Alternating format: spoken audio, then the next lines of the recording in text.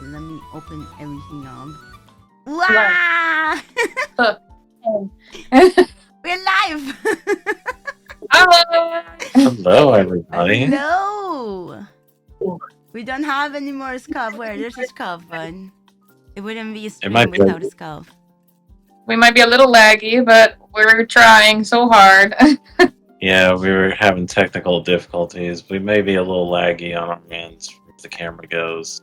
One would assume that flesh tubers wouldn't have VTuber problems, but I guess your muscles don't help so much now, huh?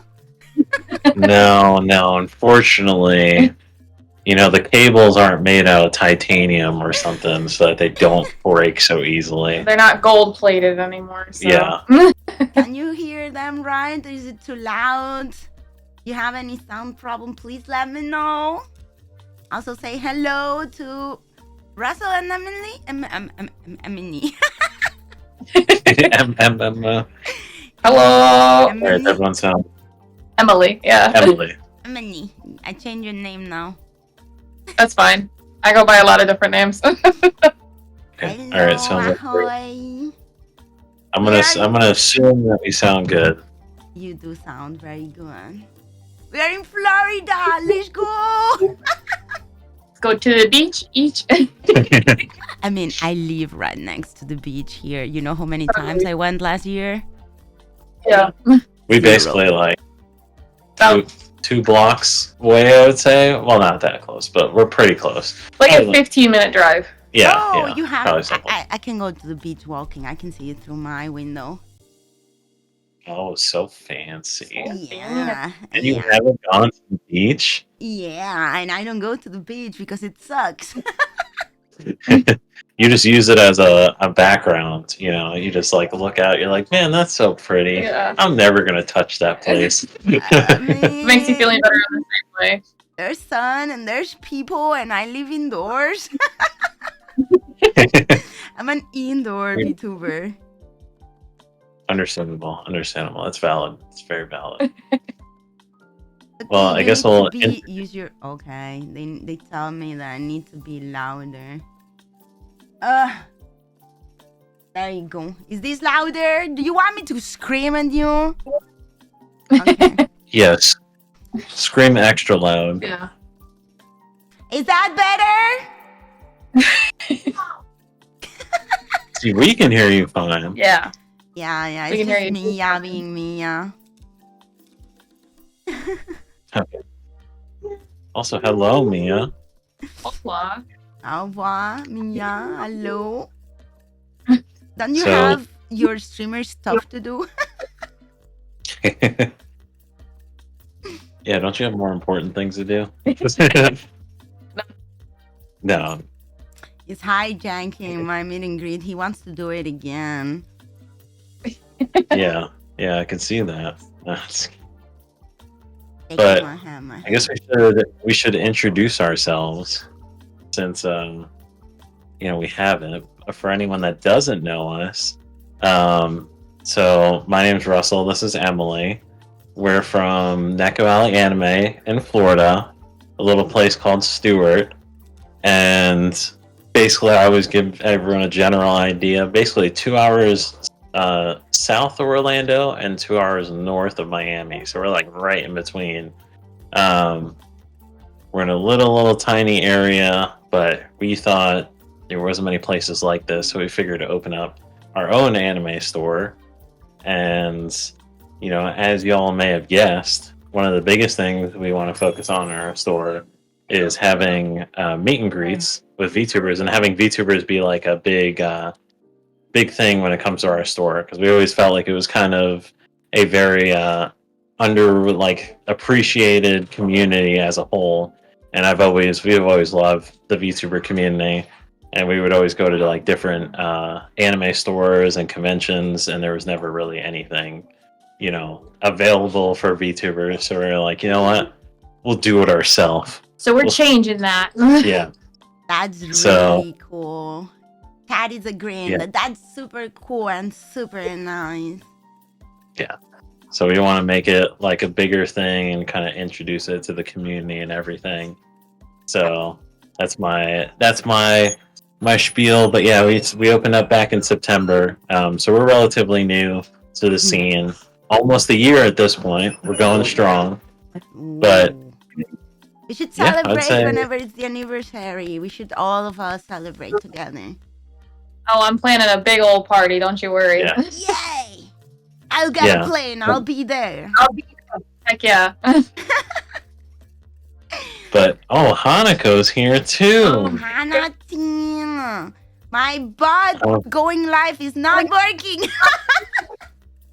Yeah, we were struggling over here. It was, He was like, "Hey, do you think you'll need some technical, help?" And I was like, "No, I'll be good." We did it. I We think did that- it by ourselves. We became Yeah. strong.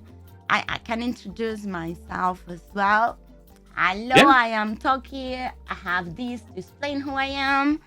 I am a VTuber mama. Even when I'm a VTuber, I'm mainly an artist and a freelance illustrator. I do concept art, character design, and branding. It's my expertise.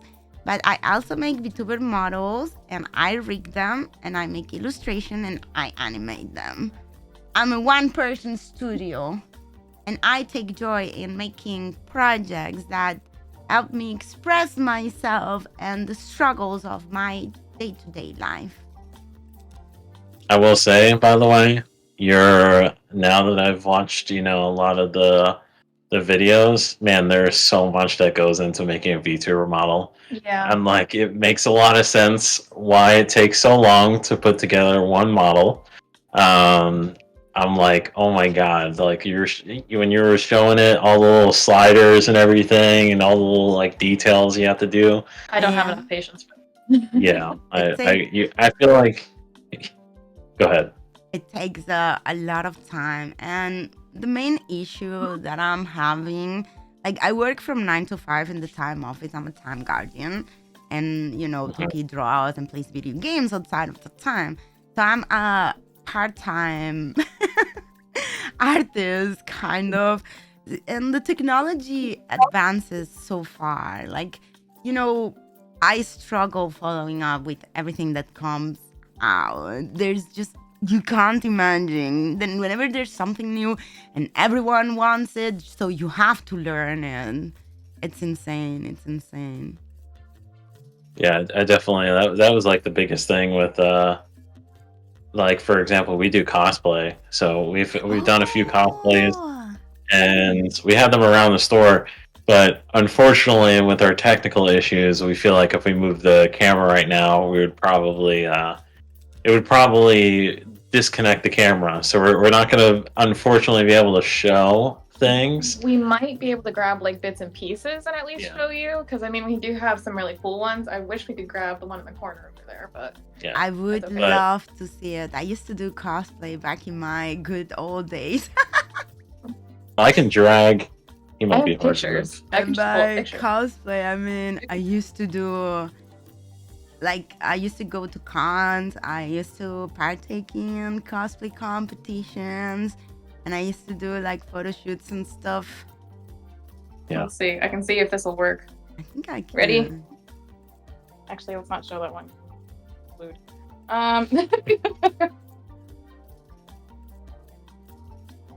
Maybe I have any that doesn't show my face. Oh, that's cool. Anything Yeah, Yeah, that was our Goblin Slayer one. Let me see. Let me hide Little- my screen first. Okay. If it doesn't show my face, maybe I can show you these. Yes. Hang on. We're trying. We're trying without it being a mess. This is But yeah, my Mononoke cosplay. Whoa! Oh, that's cool. That's awesome. The fun thing with these is with the mask, I made it, but they had like fish eyes. So I couldn't see forward. So whenever I stood to make a picture, if I was looking forward, I didn't know if they were done taking the picture. So I was awkwardly standing there, like trying to move my head to the side, see if something was You're done. like looking out the sides of your eyes. Well, it was like I can at least take his head off. Yeah, because his head will move pretty easily. Yeah, I used to do cosplay a lot, but it was too expensive, so I stopped doing. Oh, that's hot. Is that 3D printed? Yeah, so this is 3D printed. This is the skull for Elias from Ancient Magus Bride. Mm. So this the problem with this is I added it so that it actually has lights in here. So it's actually very hard to see through this whole entire thing. Yeah. So Emily had to guide me Yeah. throughout most of Through the side con. of it. Yeah. And this is also it's not that heavy, but it's like, man, being on my head all day, that was like really, really probably not gonna sit all the way down because I have paper in there. I stopped doing cosplay because it was too expensive.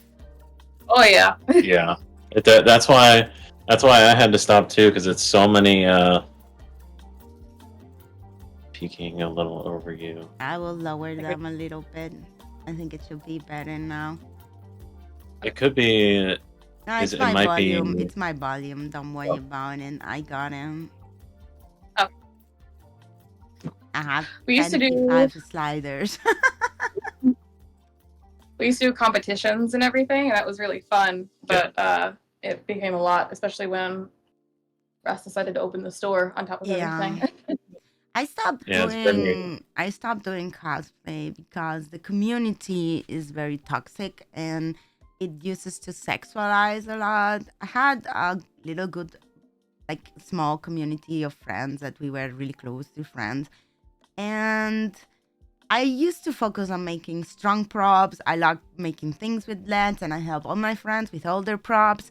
But they started going, more the showing aspect of the cosplay, and I wasn't comfortable with them because, like, Yeah. I didn't like that, so I stopped doing it. I've never wore anything through revealing or anything, and it made me uncomfortable when they started going that route. So I said, you know what? I'm not gonna do that anymore. I did one. I don't know if you know Fire Force, but I did the cat girl from Fire Force because I was like, Yeah, Fire Force ending was my favorite for a very long time. The music. but I mean, it was nice to do one. I don't think I'd ever see myself doing another one. Yeah, we actually got hers for free, and that's why she ended up doing it. Yeah, I 'cause wasn't gonna do it originally. I had ordered one where I wanted to modify it to be I could drag that one over here since it's not too bad to drag over. Yeah. But when I ordered it, it lights up, so I wanted to modify. I got basically a pre-made costume. I wanted to modify it, and when I originally ordered it, they sent me that Catgirl costume. So I was just like, I guess I have to, kind of in this position. yeah, so it's kind of like we had it, so you might as well. Let me go grab it. I mean, But yeah, I mean, some I'm- cosplay communities are nice. I mean, we've experienced kind of a full gambit of it. We love doing it just for the art form of it. But I mean, I will say I have received a lot of comments because I am chronically ill, and sometimes I need to use mobility aids, or like I broke my arm last year, and when I went to a convention, they were not very nice about it. No. It's like my cosplay is like I have a Mononoke, I have a Totoro, I have a bunch of like different animes. Oh my god, that's so cool. I made a Lux from League of Legends. Yes. That's the one I used to competition, like the one with the dragons, like the Lux, the Dragon Empress one that had like I couldn't move my head. Everything was super heavy, and like when you're walking through a con, people is not mindful. Like I understand, like if I see someone wearing something nice, it's the first time that I see them, I'm gonna ask them for a picture. But me that I've been standing on my high heels, not being able to move my head. If you tell someone like, I'm sorry, but I'm trying to take a break. I mean, I'm not okay taking, people will get mad at you. Yeah. That's why I stopped going to cons and only going to photo shoots and smaller events. And when I go to cons, I usually wear either my Totoro kimono or my Mononoke. And if I go to a competition, I will take the outfit after the competition. And I don't wear, I stop wearing cosplays to cons. It's a nightmare. It's a lot. I mean, the other thing is like I always try to kind of one up my cosplays. So, because of that, it gets more and more expensive. So the one that we did for like Shield Hero was about like $1,000 basically, which was a huge pain, a huge amount of money. So because I started the business, I can't really do. I That don't have the money. anymore. Yeah, I used to spend like so much money on Evofoam and like on thermoplastics, resin castings. Like I used to do big props with all of it. I didn't have a 3D printer yet, so Yeah, that's that like I and thought I'd be doing more, but also sewing. like I'm very particular on the cosplays too, on which ones I do.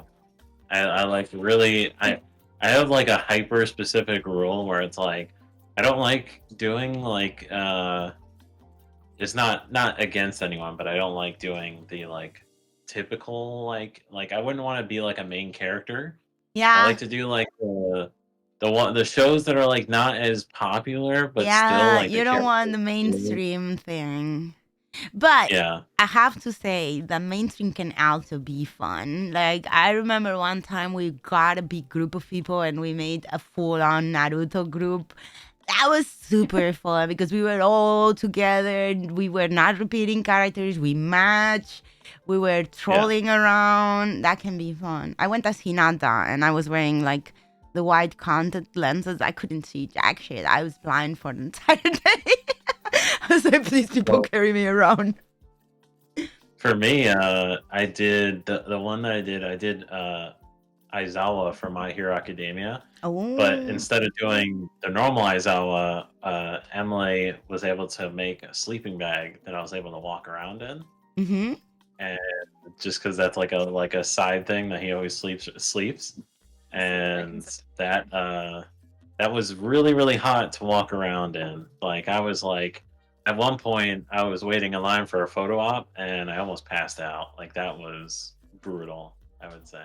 I mean, the hardest part for us girls is going with high heels. Like even for Oh yeah. simple cosplays, like I did Nonon from Kill la Kill, even with the white boots, or like I also did Chun-Li cosplay. Just the white boots with the high heels. It's like, please Yeah. no, just kill me. Just kill me. I need way too I was trying to many. find a picture of him, but I can't find it because my phone stinks. My phone stinks. Also, I usually for doing simple things like that wear like an anime uniform, you would buy the uniform, but it would take away the joy from me because I like making props. So I would pick the cosplay based on the prop. The bigger the prop, the bigger the sword, the more chances I will cosplay that. Fair enough. I mean, I do all of the sewing for our costumes because that's what I'm good at. I have grown up sewing. I've done a lot of it. Like with the Fire Force costume, I sewed all the lights into the costume, and that was a Oh my pain in the god. butt. But Russ makes all of the Oh, the props because props. he just is so Teamwork. I used to do detail-oriented. everything myself, and I remember that before I went to the Gamescom competition slugs, I was sewing with like a golden embroidery thread, and the needle of my sewing machine broke at 2 a.m. So I ended up not sleeping, sewing the all of that by hand. I remember Oh god. that. I did not sleep that night. It was a nightmare. When we did our first costume for a competition, it was Momo and Aizen from Bleach. And I was like, oh man, I'm gonna be, historical with this. And I hand sewed historically accurate, and that hurt so bad. It hurt so bad. My hands hurt so bad. It was Because awful. there's a rule now, like Chad doesn't know, but there's a rule number one. As cosplayers, you will finish your cosplay the night before when you're gonna wear it. That's the rule. 100%. Yeah, it doesn't matter how early you start. You're gonna overestimate the time it takes to make your costume, and you're gonna end your costume at 2, 3, 4, and 5 a.m. And you will end up gluing everything with the hot glue gun. You will burn yourself, and you will hate your life. Your hands will be scuffed. You will hurt. Your back will hurt. Everything. But you'll get a lot of compliments 9 times out of 10. Yeah, like when I was And then- doing when I was doing my Lux costume, she has this little headpiece. Just imagine like Japanese, Chinese crown, with the thing, and it Yeah. had like a big like transparent blue jade ball that it was like the hand of my size. So I did the smart thing. So I resin casted that, but I overestimated how heavy a ball of resin is, and I had to attach that to thermoplastics and Eva foam, and I put it on my head, and I was falling. So the night before the con, you see me drilling inside the ball, trying to take resin out, so I would remove how heavy it was. I ended up having to glue it to a headband and wear it like I was walking super stiff, not moving, because if I would move, I was scared it would fall. Oh, here I can send to our chat here and just show you some of the costumes that we've done, because like with some of them, it is crazy how he can't see. Number one, Russ can't see at all in 99% of these costumes. That's And number the two, fun part.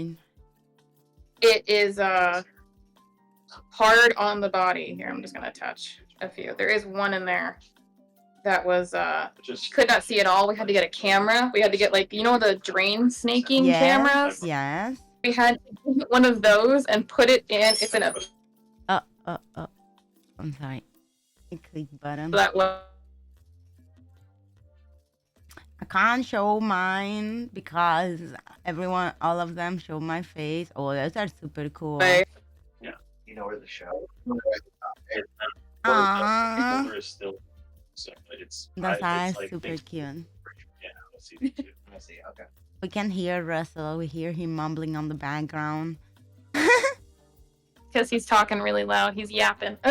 Ah. No, but I really But- stopped doing that. It was too much money, too much time, too much toxicity, because you had to post pictures, you would get judged based like between good wigs, good contact lenses, and all the materials for props, you would be in 500 and 600 euros minimum. It was too Yeah. much. It was too much. But it was a good experience. It was a good experience. Yeah, no, it's fun. I mean, it's fun at the same time, but it was a lot. It's a lot to do. Yeah. Now I just do art on stream. I will say, after watching like a lot of your streams, especially when I'm here, I have gotten back into art, and I was like kind of grateful for that, because I used to be really into watercolor and everything like that, and I just kind of fell out of it just because it's just so temperamental and so annoying. So I love watercolors. I'm working on getting back into it. I'm not gonna do watercolors anymore because I think it was just too temperamental. I will say I could never do digital art like you do. That is too much for me because I can't, especially like the glove thing. It drives me insane. You can find different globes. Like, they make cool ones nowadays with prints and stuff. I just wear whatever. There was one time where I couldn't find one, so I just wear my outside globes in winter. The reason you wear the globe is to not, like, because you don't have to. This is only for display screens. You can get a non-display tablet. Yeah, because I mean, Yeah. I can't handle like things on my hands, which is funny considering I'm in the healthcare field. The most I can do is like this. This is enough for me to be like, that's it. Oh, the camera is lagging, but it's okay. Oh. Okay. We're gonna Now try it's and- moving. It's fine. Are we back? Yeah, Hopefully. it moves very slowly. It's fine. Yes. Okay. But you can get a non-display tablet, so you won't need a globe. Globe? Yeah. Globe. The thing on your hand. I'll have to look into it. I mean, I've been doing digital art for almost 10 years. That's crazy. That's crazy. I started with a little Wacom tablet, and then, around 4 years ago is when I got my XP pen, and 3 years ago, 2.5 years ago is when my community helped me raise money for my current tablet, my big crayon tablet. It's my little treasure. I draw a lot. Like I draw like a lot, many hours non-stop. It's crazy. When I'm drawing a lot, I have to wear like a little like a cast, but it's not a cast. It's those that you put when you have tendinitis. Like a brace. Yeah, like a brace, because my wrist hurts. Understandable. I have to do the same thing. Don't worry. Yeah, it's rough because the smaller the tablet, the less movement you make with your arms, so the more you concentrate the movement. So with the bigger one, it's easier for me to have a more healthy movement with my arm. That helps me work better. Completely understandable. I totally do not use the big tablet to play video games from bed and turn it around. I wouldn't use a big 4K tablet as a monitor to play video games ever. No, I feel like that'd be too much. I would never do that. Does that mean that you're being us? Is that what I'm getting at? No, I wouldn't use my big tablet to play video games or watch movies from bed. Nope. No, never. I mean, I have two shitty monitors that I should replace, but I have like the big tablet that is 4K and big, and I'm like, it has an arm, I can turn it around, I can lie on bed, I can watch stuff. Can I ask you a question? Yes. What is, because I know Russ is going to end up asking this at some point, what is your favorite anime ever? You're lying, April. Okay. All right. Get into that. Also, Karikano, but that's very old. It was one of my first mangas that they had, like, the anime. But You're lying, April has been my favorite anime ever. So I think mine right now, well, I love Dandadan, but my favorite right now is Free Run.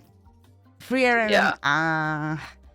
No. Just the vibe, everything about it is just so... I relate a lot with your line, April. I'm a big dreamer, and I like that kind of anime and that kind of movies, that tell more about than just bam bam and smash. Yeah, no, I understand. The animation of Free Run and Dan is amazing, and the aesthetics and the whole, music and everything is great, but yeah, no, I completely understand. Thank you for the follow. What is your biggest hot take? Ooh, I have too many. It could be anime, it could be general. I'm okay with either. Hot take as in, like that I stand my ground with it, or like a hot take about anime. Yeah, like a die on the hill. About anything? Sure. About anything. That microwaving my water to make tea is not that bad. It's not preferred, but you'll do it. Yes, and I will keep doing it. That's my hot take. Putting my cup of water inside the microwave to warm up the water, and then putting it out and putting my tea bag is not a big deal. I don't microwave the tea. Just microwave the water for your tea, okay? Yeah, I have a kettle. If you microwave the tea, that's a crime. But if you microwave the water, that's fine. Exactly. See, it's fine. It's trying to think. Fine. Yeah. Those are the ones that were clearancing out. So yeah, this one's I can't think of a hot take right now. That stinks. I will say, if I go to a convention and I have somebody come up to me, I expect the smell to not be so bad. Well, no, the smell is gonna be bad. What The smell is always so bad, but like we could improve on the smell. It's so easy. I don't like people touching me overall. So in conventions, I like it less. I don't like people touching me, touching my props. And like, someone is used to interact with cosplayers when they put the hands around you and don't touch you. Because like if you touch something, you might break it. So don't touch me. I was like, anger, Chad. I think that's my one thing that I'll die on that hill. We could always work on the smell. I don't know why some people don't know how to wash a costume. We can always wash things in a sink. It's not a crime. And you're like, oh, we have to buy another one. It's like, no. I agree. It's very stinky. We have gone to conventions, like as the company, we have some candles that are made by an artist. Yeah. That are based off of animes, and they're fantastic. We will bring a candle with us to burn the entire convention, so that way the smell is not that bad around. Are you allowed to bring in candles and light them up? Like here, regulations when you go into a con are very stiff. Yeah. We don't light them. We have like a little candle warmer that we use instead, but still it works just as fine. I remember when I brought my Mononoke, they wouldn't let my lens pass, and I was like, just touch it. It's Eva foam. I can't. And they were like, oh, then yes. But like anything that's, plastic sharp or anything, you cannot enter into the cons here. Yeah. No, I understand. We have very tight regulations for some reason. Which, I mean, I get why they do have regulations, but at the same time, it's just like, if it's a costume, it's fake. As stinky as Mia? More stinky than Mia. Like, and there's like some alleys, like if you walk around and go outside and go to places, it's okay. But whenever there's like a little room, because some conventions have like smaller museum or like the arcade area that there's a lot of people grouped up in a closed space.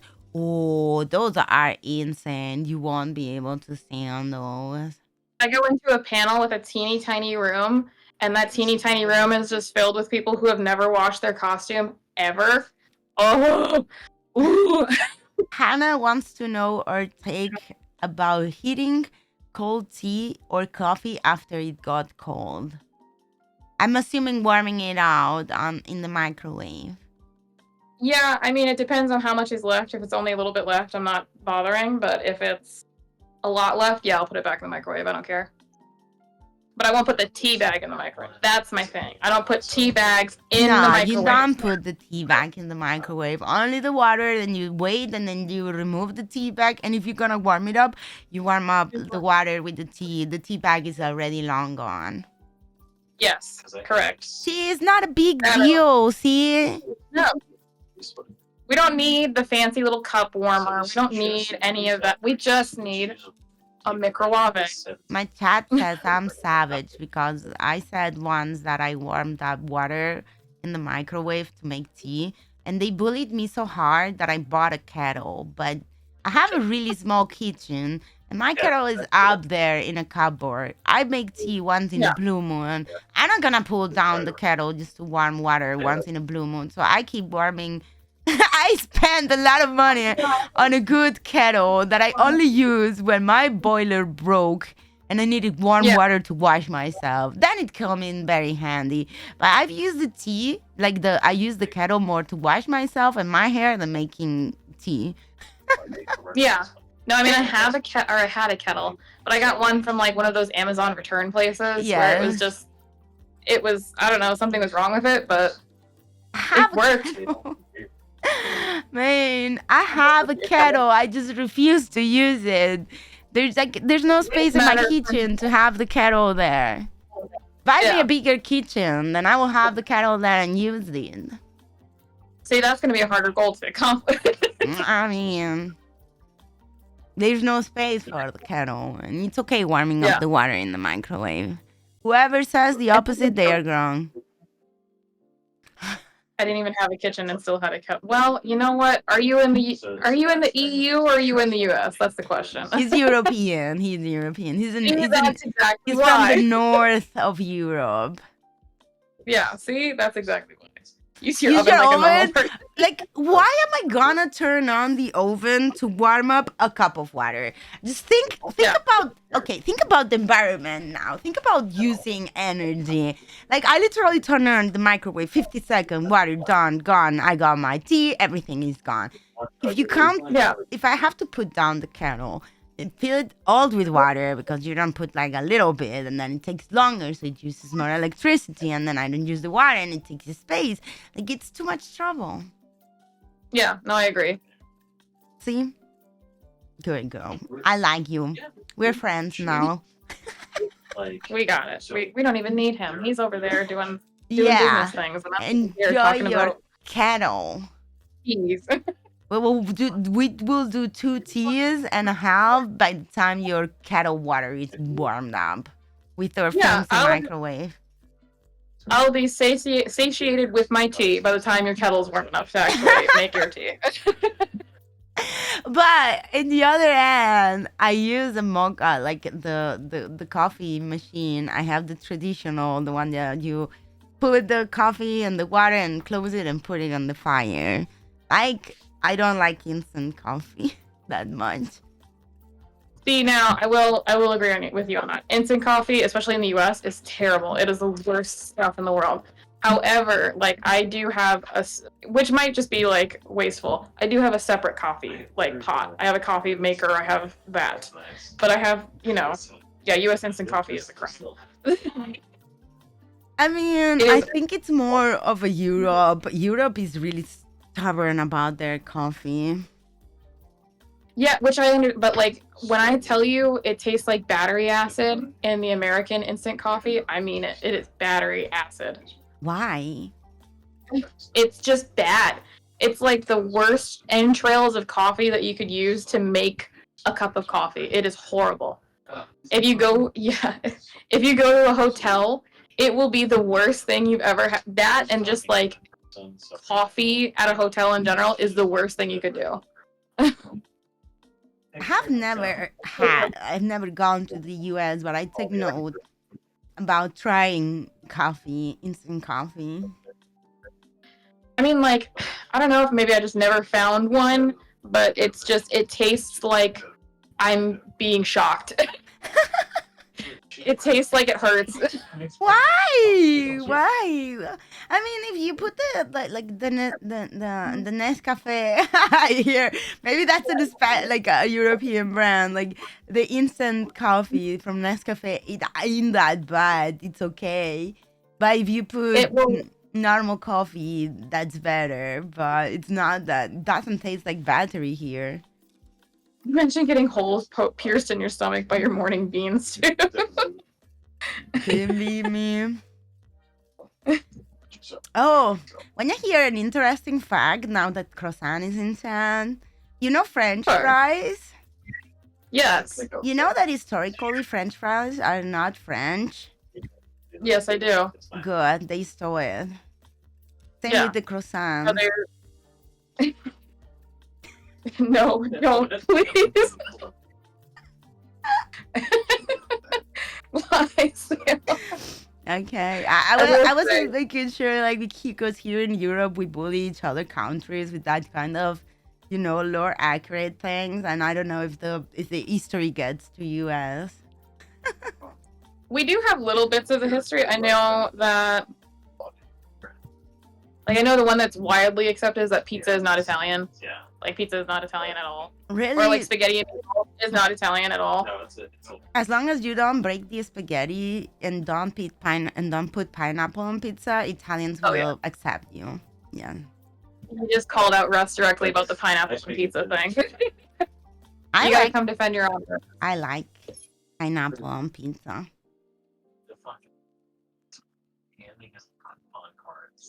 And croissants with filling are better than flat croissants as well. What filling do you like on your croissant?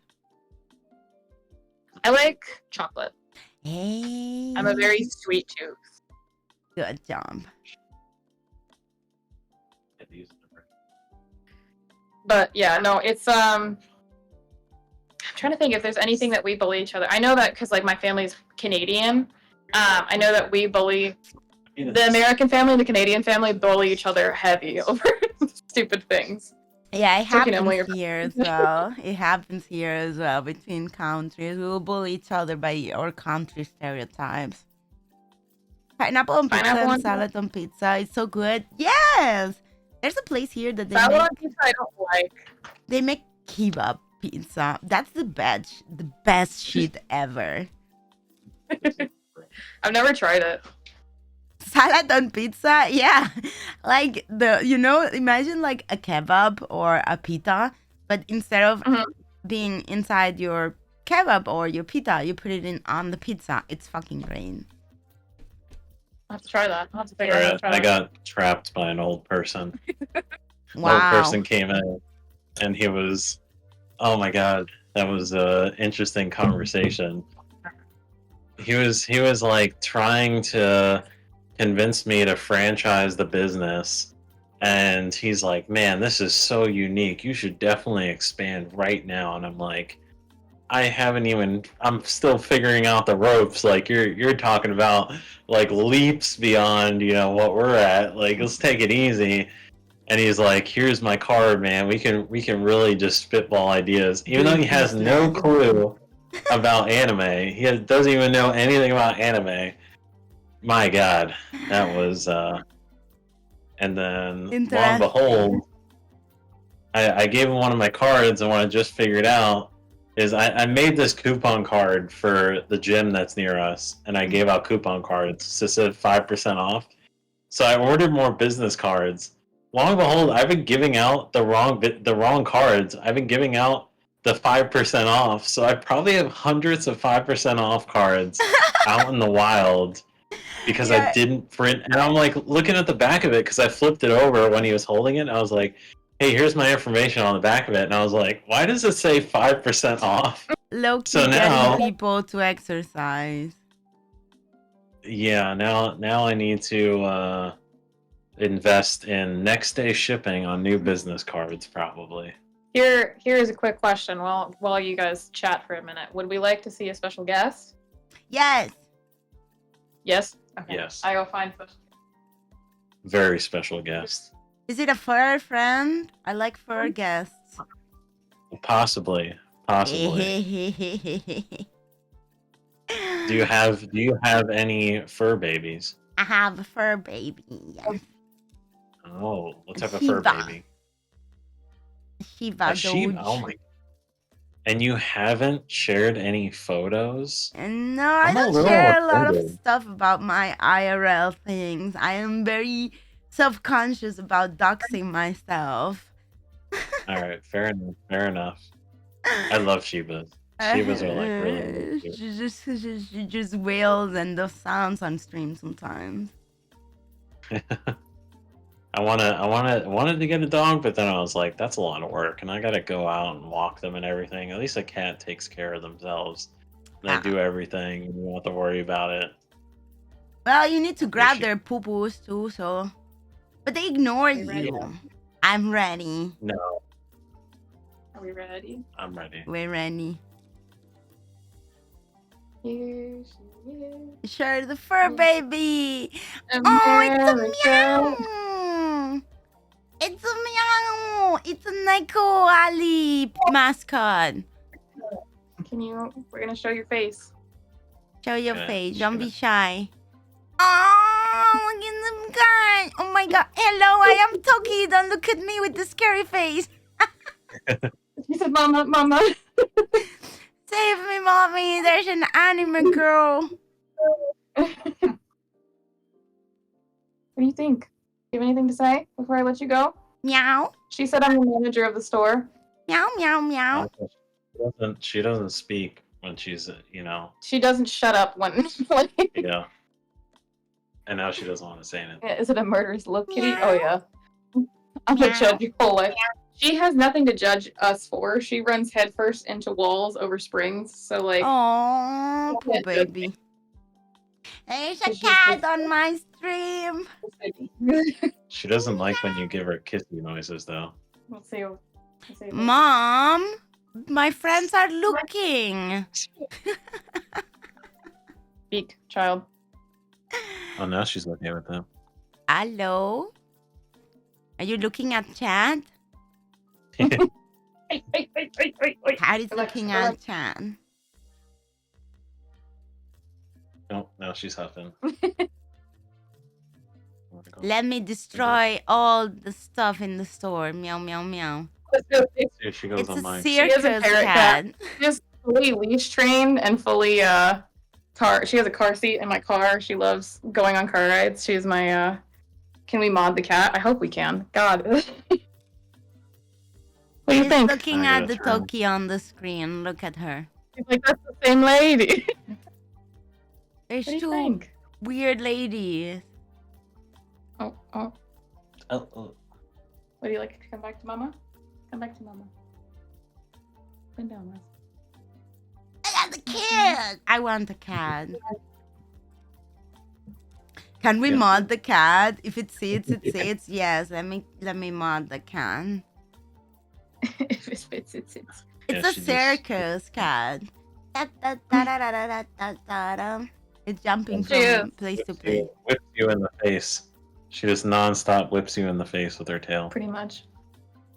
She is the manager of the establishment. We did have at one point somebody came in and they were looking for a manager, and I was like, they heard her in the back. I was on by myself that day, and I was like, "You looking for the manager?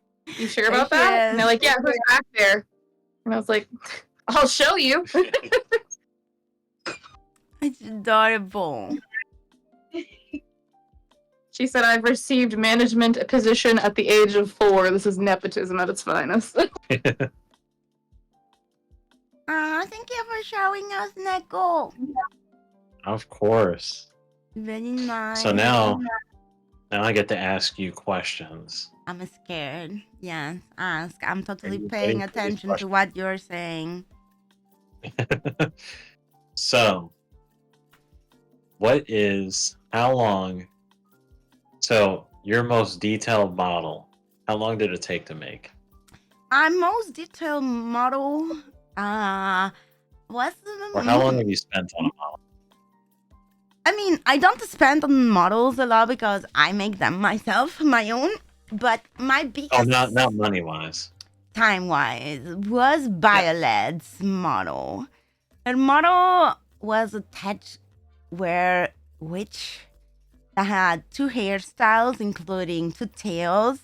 It had 2 colors that before, now in Life 2D, you can change colors, but before you couldn't. So for every part that changed color, I had to make 2 layers with different gradients, a jacket, an electric bat, 2 hairstyles again that I said that before, a cover up because she was wearing a bikini, so we made a little cover up.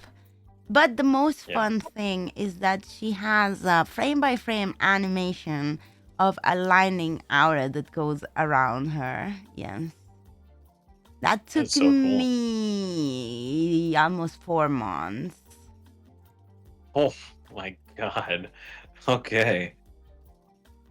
Yeah. At least mine, it shouldn't take that long, I hope.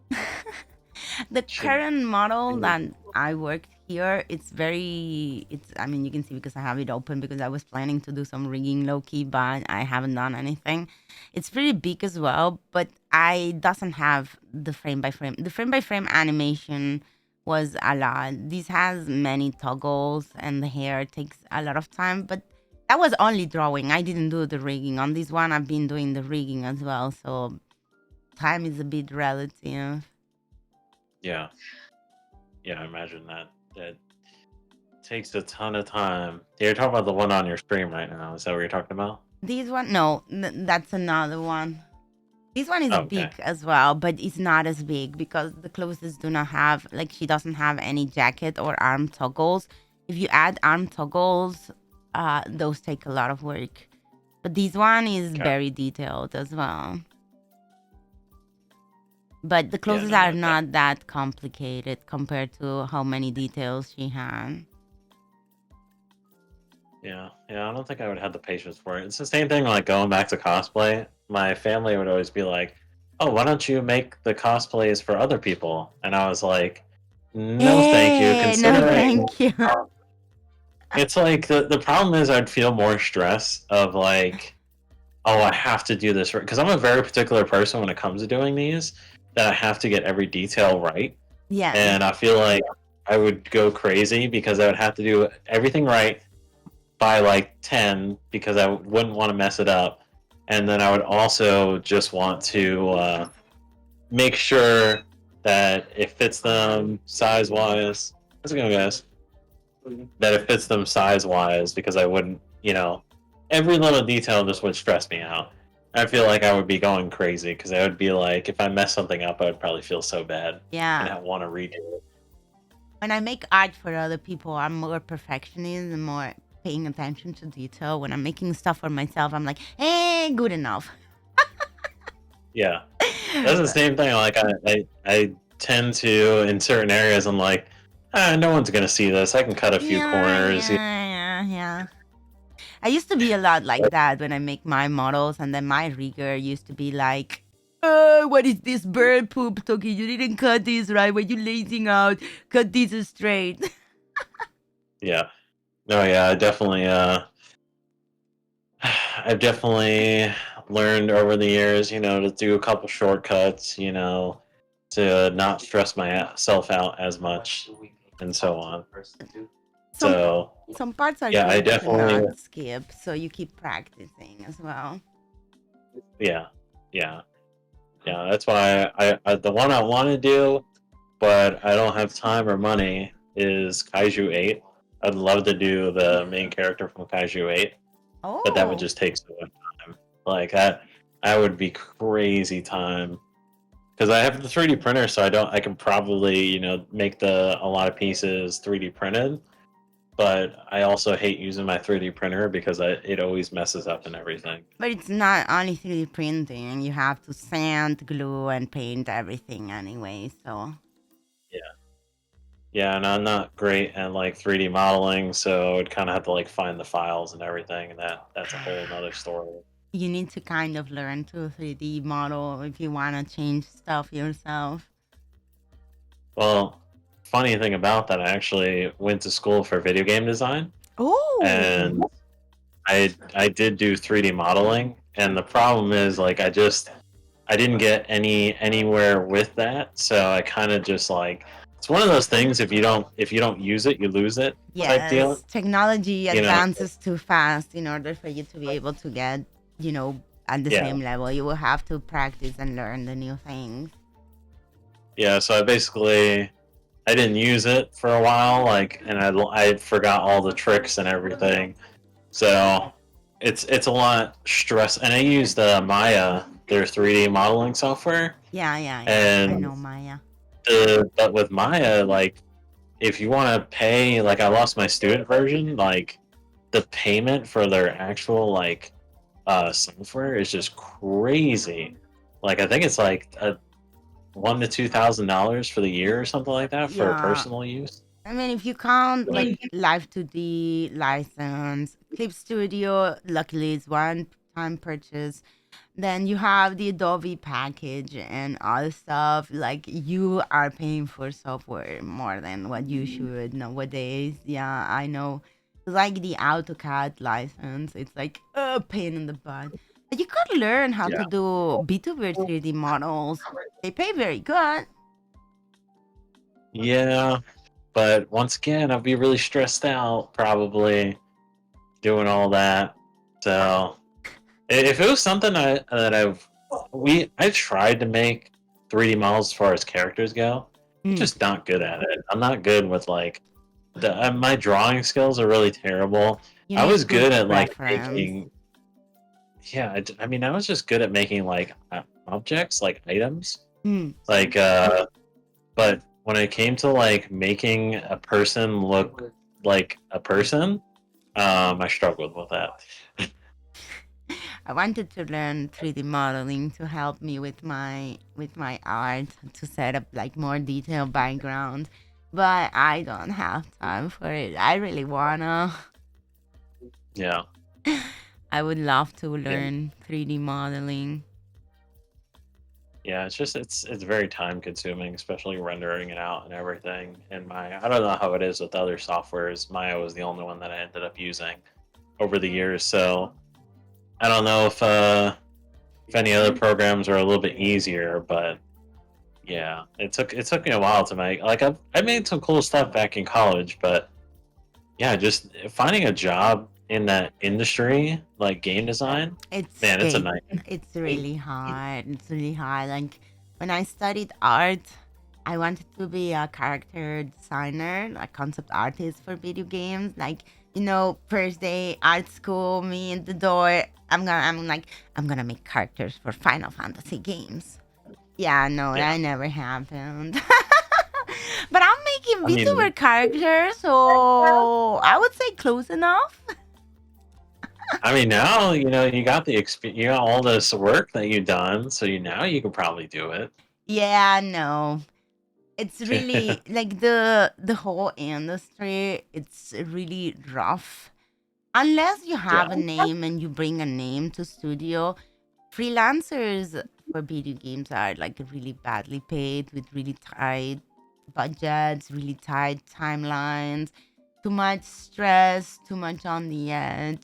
I would love to partake in like any big project or creative projects, but I'm doing this on top of my time garden job, my office job. So it's really rough. yeah. I remember what's it called? It's just definitely, and people in the industry are really like, when it comes to the video game industry, they're really like kind of brutal. Like I remember one person, I had my cousin knew someone that was in kind of, I don't know what she used to do, but she used to be in the gaming industry, and I had flown out to E3, the last E3 in 2019, which I didn't know was going to be the last one. But I flew out and I brought my resume with me because I thought if I bring my resume and kind of talk to people, maybe I can get my name out there and everything. And I ended up um, meeting my cousin's friend, and I was sitting there talking to them. So I gave them a copy of my resume. The first thing she said to me, like, no criticism, no, like, hey, you should change this. It was, I kid you not, she goes, if this resume landed on my table, I would throw it out immediately. Did she tell Yeah. you why? She didn't really go into much detail because after she had said that, I was just like, okay, I'm not talking to you. Like it was Uh, such a like aggressive way to approach that I really didn't even like. I was kind of like very pissed off at how she had went about it. That I was just like, no, I don't want to work with you. It's like I think it's more professional to be like, hey, this is a little bit of a rough resume, but you should change this, this, and this, and like actually be more. But no, that was the first thing that came out of her mouth was, uh, I would I would throw this throw out. in. I can't talk about, more like engineering developer, like, more like the coding and part of it. About the art part, the most important thing is having a big portfolio. Even if I want to be a character designer, me putting 5 pages of character design is not gonna do it. When you're applying for a job, you need to put like storyboards, backgrounds. You need to put everything in there. And it's really hard for someone to be able to do everything. I have a couple of colleagues that got hired in positions with their sketches more than their final works Yeah, yeah, because it's super yeah, it's like a bottleneck where everyone wants to do the cool characters and the cool thing. A good company needs its weapon designers, background designers, item designers, UX interface, and map designers, map drawings, map art. But nobody yeah, wants to do that. Everyone wants to do the character and the posters and the cool shit. So it's really yeah. bottlenecked. Well, that's why, like, if I could like do coding and had the patience for it, I would definitely do coding, like by far. But because that I think is, it's like it's harder to do because it's like learning a whole nother language. but it's easier to probably get a job coding. I think a lot of people, like you were saying, kind of wanted to do like the art Yeah. more than anything, Yeah. and they don't want to do like the coding because the coding's a lot harder. They just want to make like the The cool cool part. designs and everything. Yeah. Yeah. I So wish I could. I, I wish I was smart enough. yeah, I mean, I feel like I would just get really frustrated. Even when I was doing coding before, coding was just very frustrating to do. It was just like one little thing goes wrong, and you have to figure out why it went wrong. Yeah. And when you started getting into all of the like one code breaks, and then like 3 other codes break, and now you got to figure out what's going on with all those other codes. And when you fix those 4, something else breaks. Yeah. And you don't know why. Yeah, it's kind of like what they were saying. Yeah, the person in chat, fluff work is important. But yeah, no, I mean, You learn to appreciate code after the first 1,000 hours, but I don't have 1,000 hours. I joke with Chad that I put all, like, when I created myself, I put all my skill points on art, so I don't have any left for any other skills. I can't do that until I level up a couple of levels. yeah. I can't reclass. Man, I would just. It's funny because I watched a video too of someone, this like YouTuber that's in Japan, and he does like day in the life of a coder. Oh. And just watching that video, I was like, man, this would get so boring. You're looking at like a black screen with white text all day, just like, oh god. And I would just like lose my mind. Like it would just be too many letters and numbers on the screen. I'd be going crazy. I would die. Yeah. I don't Yeah, have the power, like the brain power for that. At least like with what you do, like when you make the VTuber models, it's like at least you like artistically get to see progress. I feel like when it comes to coding, like you don't really get like that visual stimulation of you made progress. That makes sense? Depends. Because if you're like making like CSS or HTML for a web, you see the progress and you see it building up, no? Yeah, I guess you're But right. I guess like yeah. the code that you don't see is the backend code, Yeah. If you're an interface or web developer, then you see it, or like that kind of stuff. But the backend, the behind the scenes code is the one that you don't see. Yeah. The one person that really needs to learn how to code is Hanako, I would say. Hanako is not the greatest when it comes to coding. Yeah, Hannah, when are you gonna? When are we gonna make a video game? Let's make a papers, please. But it's Toki checking people's permits to time travel. No, I'm messing with Hanako. No, poor I gotta Hannah. look at it a little bit. But He's yeah, very sweet. definitely. But I did have, another. So I'm trying to think of how to phrase my. So how many different models do you have in total? Me? Yeah. I have 1 second. Let me count them. Oh man, you don't even know I at the top of your head. have a total of, not counting my first models that I don't use, my actual 1, 2, 3, 4, 5. Oh, you. And my 5, okay. little, and a couple of silly ones. Yes. Yeah, I can't wait to get my VTuber model done, and then eventually, I am in works of making my own model or making my own character, which hopefully would be cool because I wanted to try like doing becoming a VTuber, but I would probably, if I make my own, I would probably make a PNG VTuber. Yeah, you should start really over basic. there. Yeah, so I'm not spending like a ton of money on things. I would say that would be the biggest thing. Is I wouldn't want to spend like thousands of dollars on a VTuber model, Yes. and And yeah, then then not it's like, knowing if you even like what you do. And I have yeah, a total of 26 children. Children mean, my kiddos that I either made design or a model for them. 26, holy shit. wow, yeah, you got a ton under your belt. I keep them count. I know all of them by name. I totally do not have a database of my kiddos because it's hard to follow them all at this point.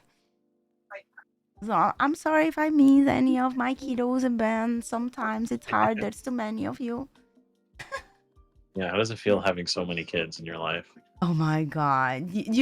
Now I'm doing better, but at the beginning I used to try to support all of them.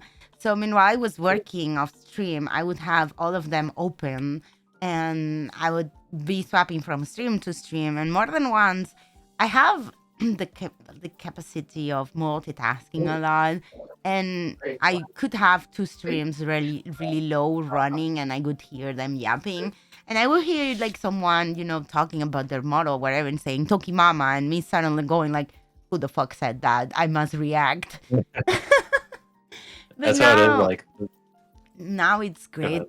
I have to say that it's thanks to them that I get more projects and more clients. Like 90% of my new clients are mutuals from any of my current kiddos. So I can't say anything but thank you to all of them. It's really Yeah. great. They all amazing beings, all of them. It must be cool though. It's like making their model and then kind of seeing them grow. Mm. It would be really really cool to kind of see. But yeah, definitely. Hopefully, once I get my concept art done, yeah, I'll be able to come to life a little bit. When you have your model and you have art of yourself, it's super blessing and super nice. But because I made all these OCs, like OCs, let's call them OCs. Whenever I'm scrolling on Twitter and I see them getting new commissions and art and stuff, I feel like it's gifts for myself. It's like everyone is making fan art of my characters. I'm so narcissistic. Every time that I see art of any of my VTuber children, my eyes go a little sparkles. I'm like, oh, look at that. Oh my God. And they share all this stuff with me. Every time that any of my kiddos DM me with like new emotes, new anything, I'm like, oh, is that for me? I feel like at your house, in your office or whatever, you probably have like pictures of all the VTubers that you've done, and you're like, oh, they're growing up so fast. You edit like little registration caps on them or like little stupid things like that, so it looks like baby pictures. Yeah. It's like the Simpson meme of look at my kids, look at my kids, look at my kids. Yeah. Look at my children. Yeah, you go somewhere, you like pull out your wallet. It's like all these photos, like filmed, and you're like, this is 1, 2, this is all my children here. Yeah. And it's funny because like I have a couple of close friends that they know what I do. And because I show them the process of the models, they know, even if they don't watch my kiddos or don't watch my streams or know nothing about the VTubers, they know my kids by name. They say, "Oh, this one," or the one with the wings, or the one like they have like favorites and they fight about their powers and stuff. It's really cool. We should make a universe. Yeah, you can have a whole like expansive universe. Make A a fighting movie out of it. game. I need a fighting game. And Hanako can code it. There you Yeah. Hanako can code it, I can draw it. And we can have them voice themselves. There you go. You don't even have to have voice actors. Yeah. They could just be themselves. And a couple of my children are very good grinders. We can have them grind the histories behind. Yeah, that'd be cool. go. Yeah. Will Wanna says, get where do I sign? Yeah, Hanako needs to get on that right away. Yeah. Start coding, Hannah. Whip, whip. We gotta brainstorm names for the VTuber fighting game. It's the Cog universe. Smash Cog. Smash God. There you go. I'm gonna have an aneurysm. Fighting Instead of a Toki's Smash inheritance. Bros, Smash Cock. God.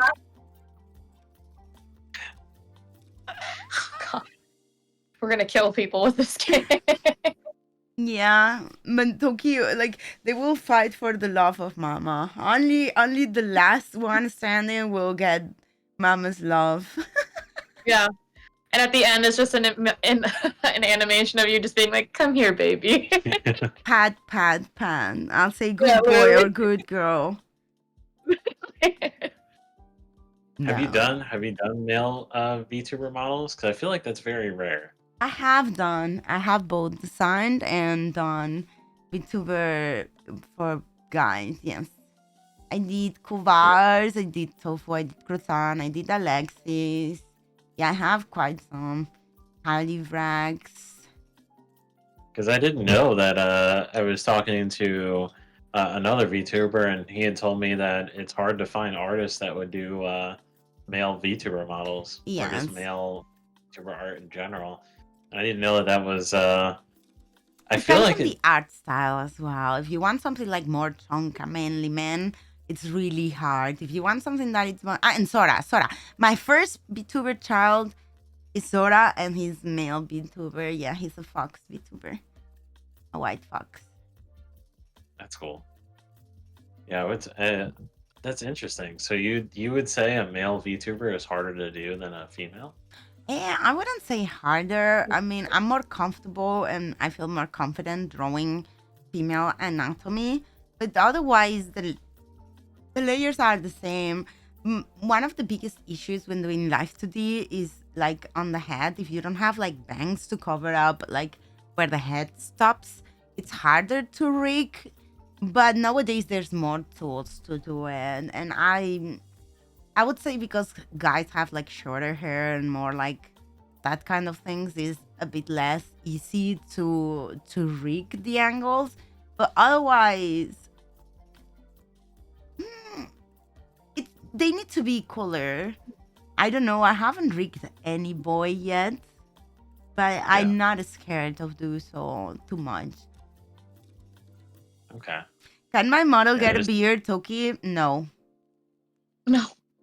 I Why don't know how not? to draw beards. Save your foot. You can get a. Why would you want a beard? I can see you having a nice long Santa white beard. No. No.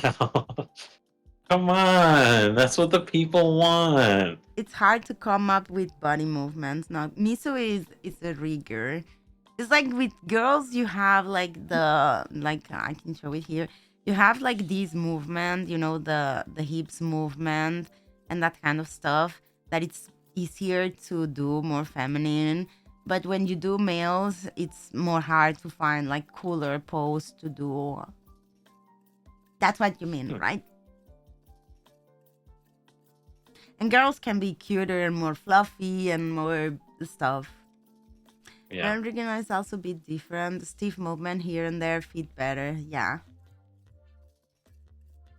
Gotcha. Okay. Ah, that's why male models seem to fit more stiff than females models.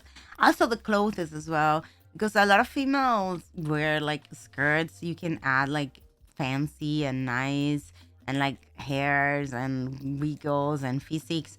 But when you do males, usually they will wear like pants and hoodies and stuff that it's more stiff and less loose as well. And you don't have booba physics either. Would you say it would be cheaper to do a male VTuber, or would it be more expensive? I wouldn't say either because it depends of the artist a lot. Isn't if you want a big artist, but I'm pretty sure you can find average artists that do male VTubers. Yeah. They're hard to come by, but you can find them.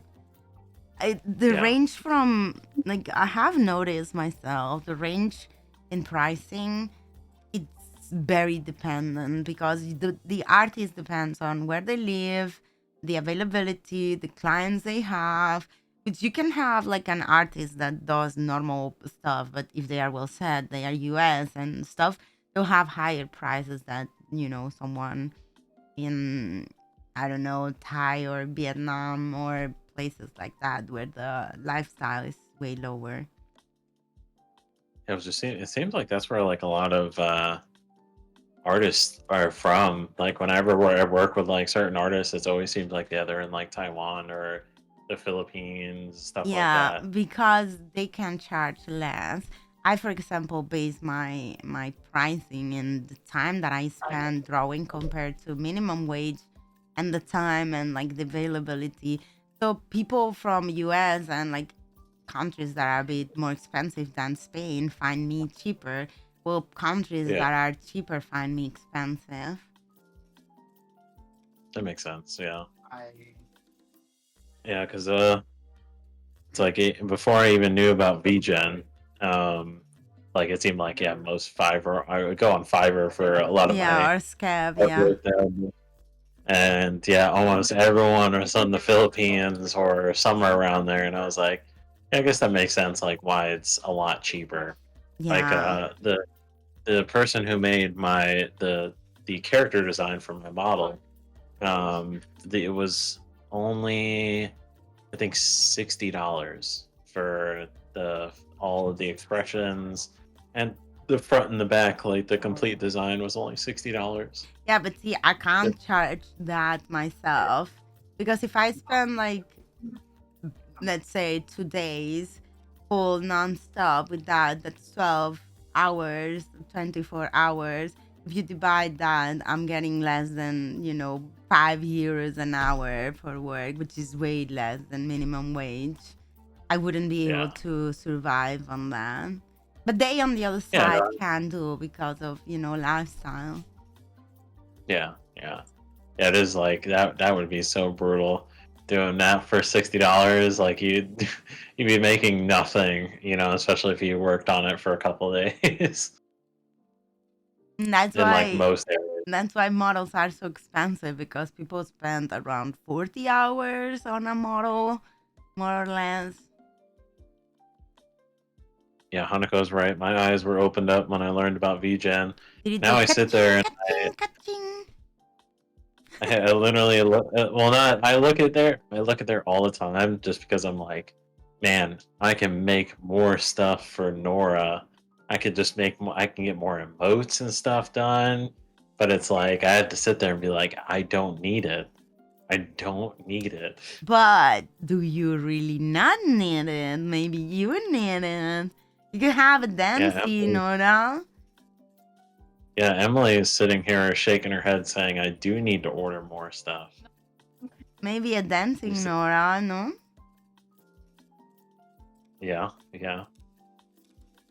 I'm trying to get every little detail. Oh yeah, see, I was like, are you referring to that? Yeah, it's so funny when I was watching Oh my god. one of your VODs. I kept getting distracted because you had like four of those in the corner, Yeah. and I was like, I kept just looking at those the entire time. The fun thing It's is like, when you put the song, because I jokingly put the song like, the Bass Hunter song. I know I can't unhear it because I've been memeing with it so long and I've made 23 dances. 23! I have made 23 of those. And every time I made one, I added them, I put it the song. Now I see that picture and I hear the song in my head. they're really cute though. I really like it. Oh my But who gosh. knows?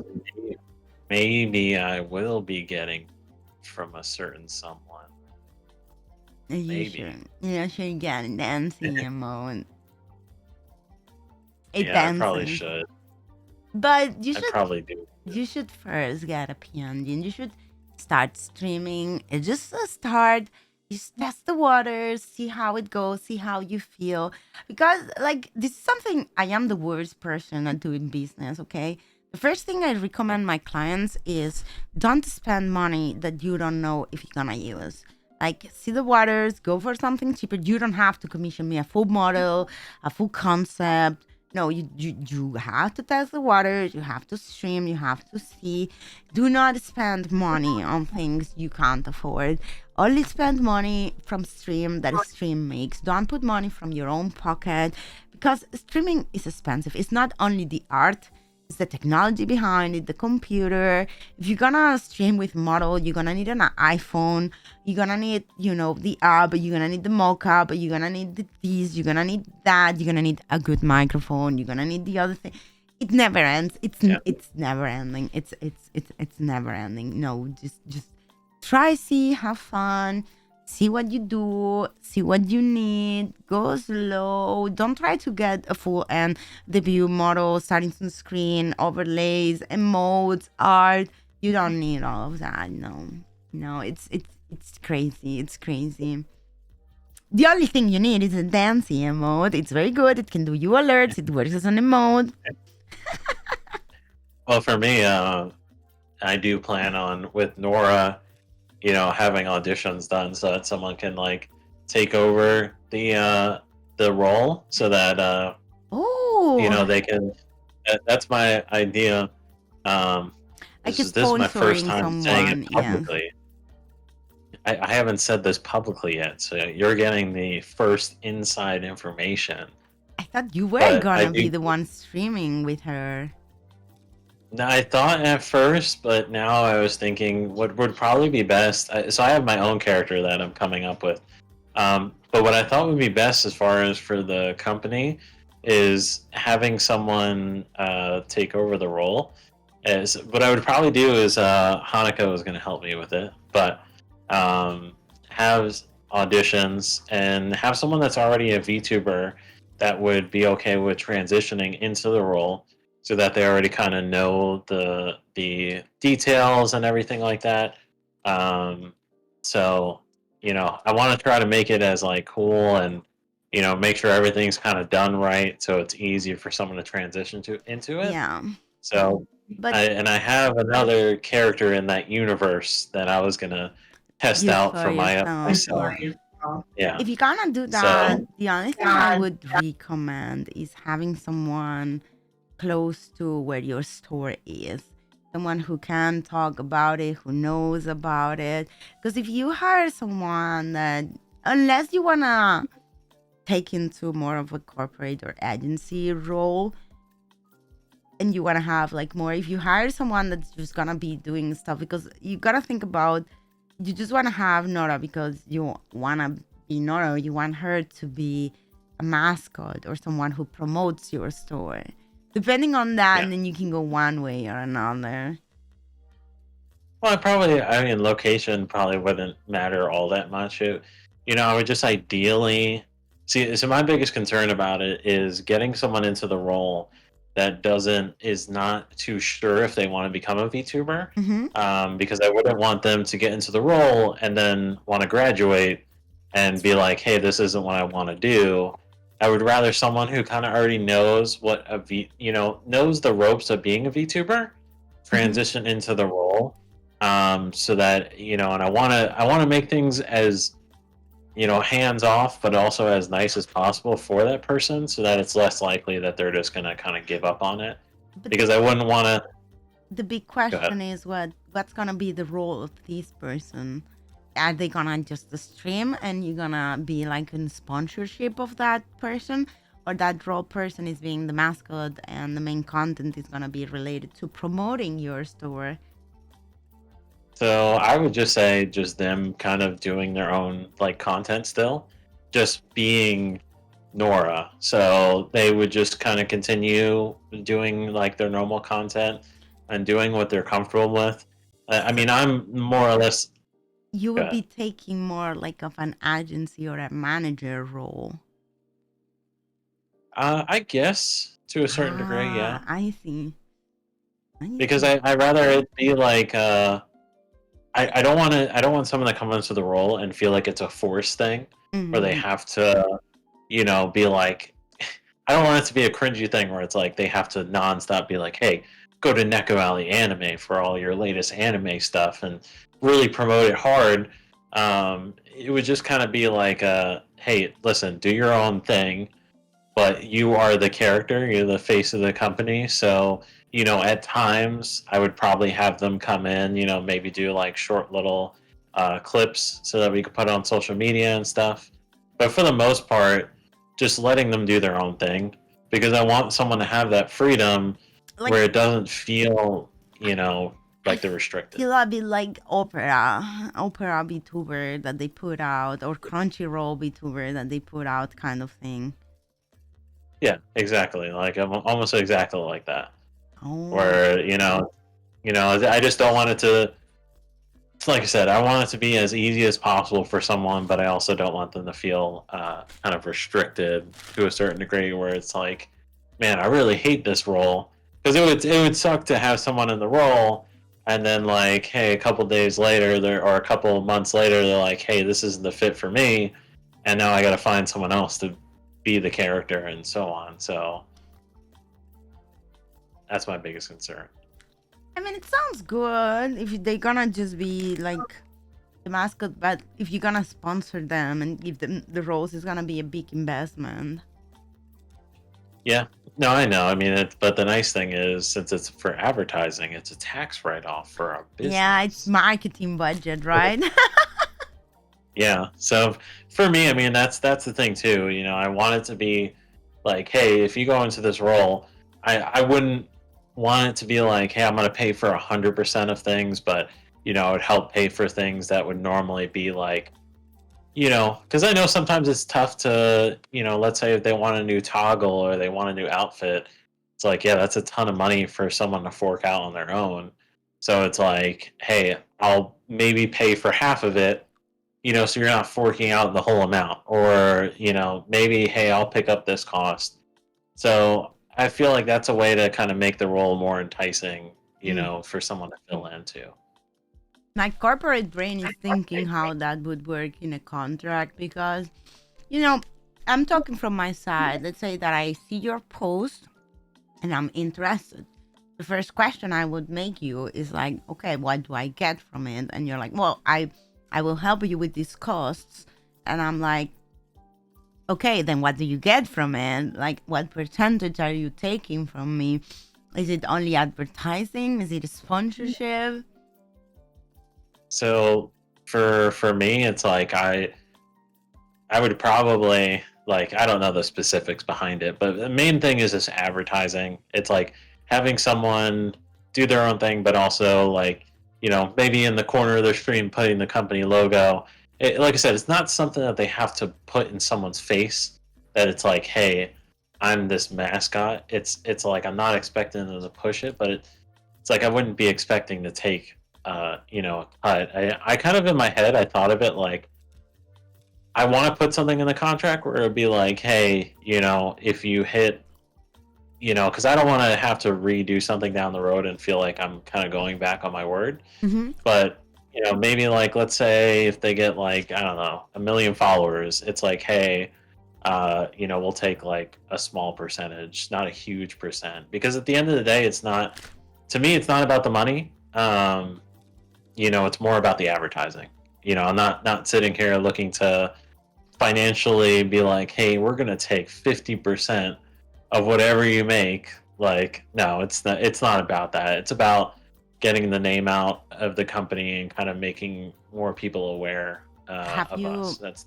Have you instead thought of doing sponsorships for advertising?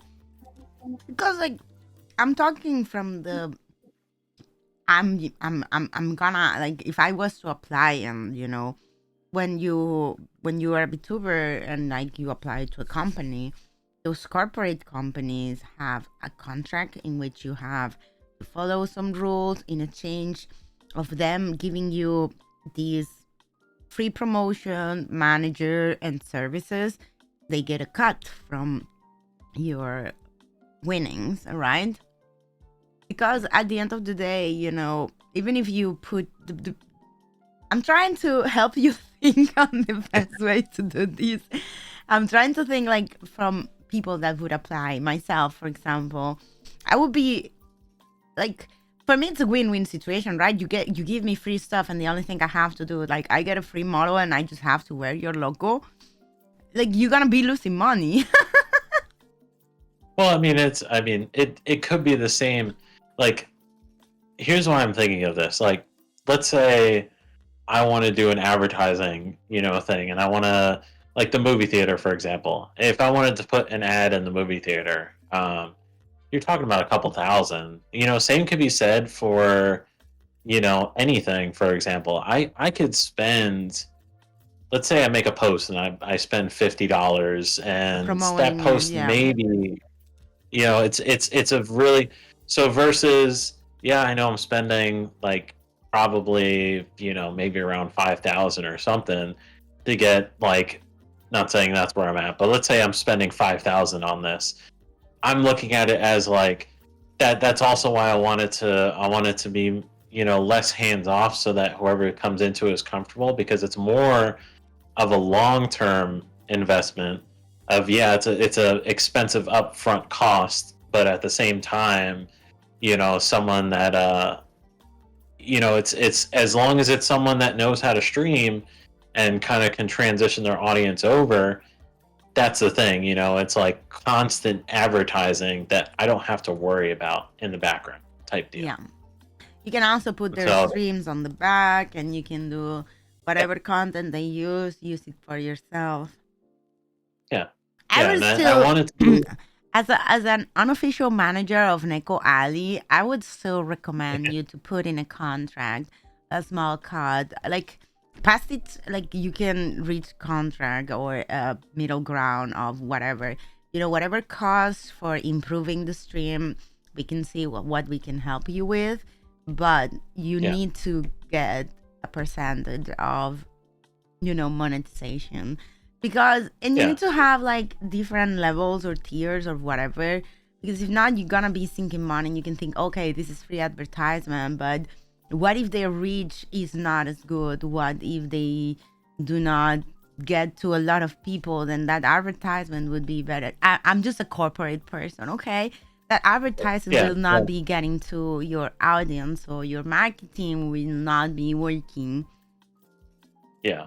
You need No, to that makes protect sense. yourself as well. Yeah, yeah.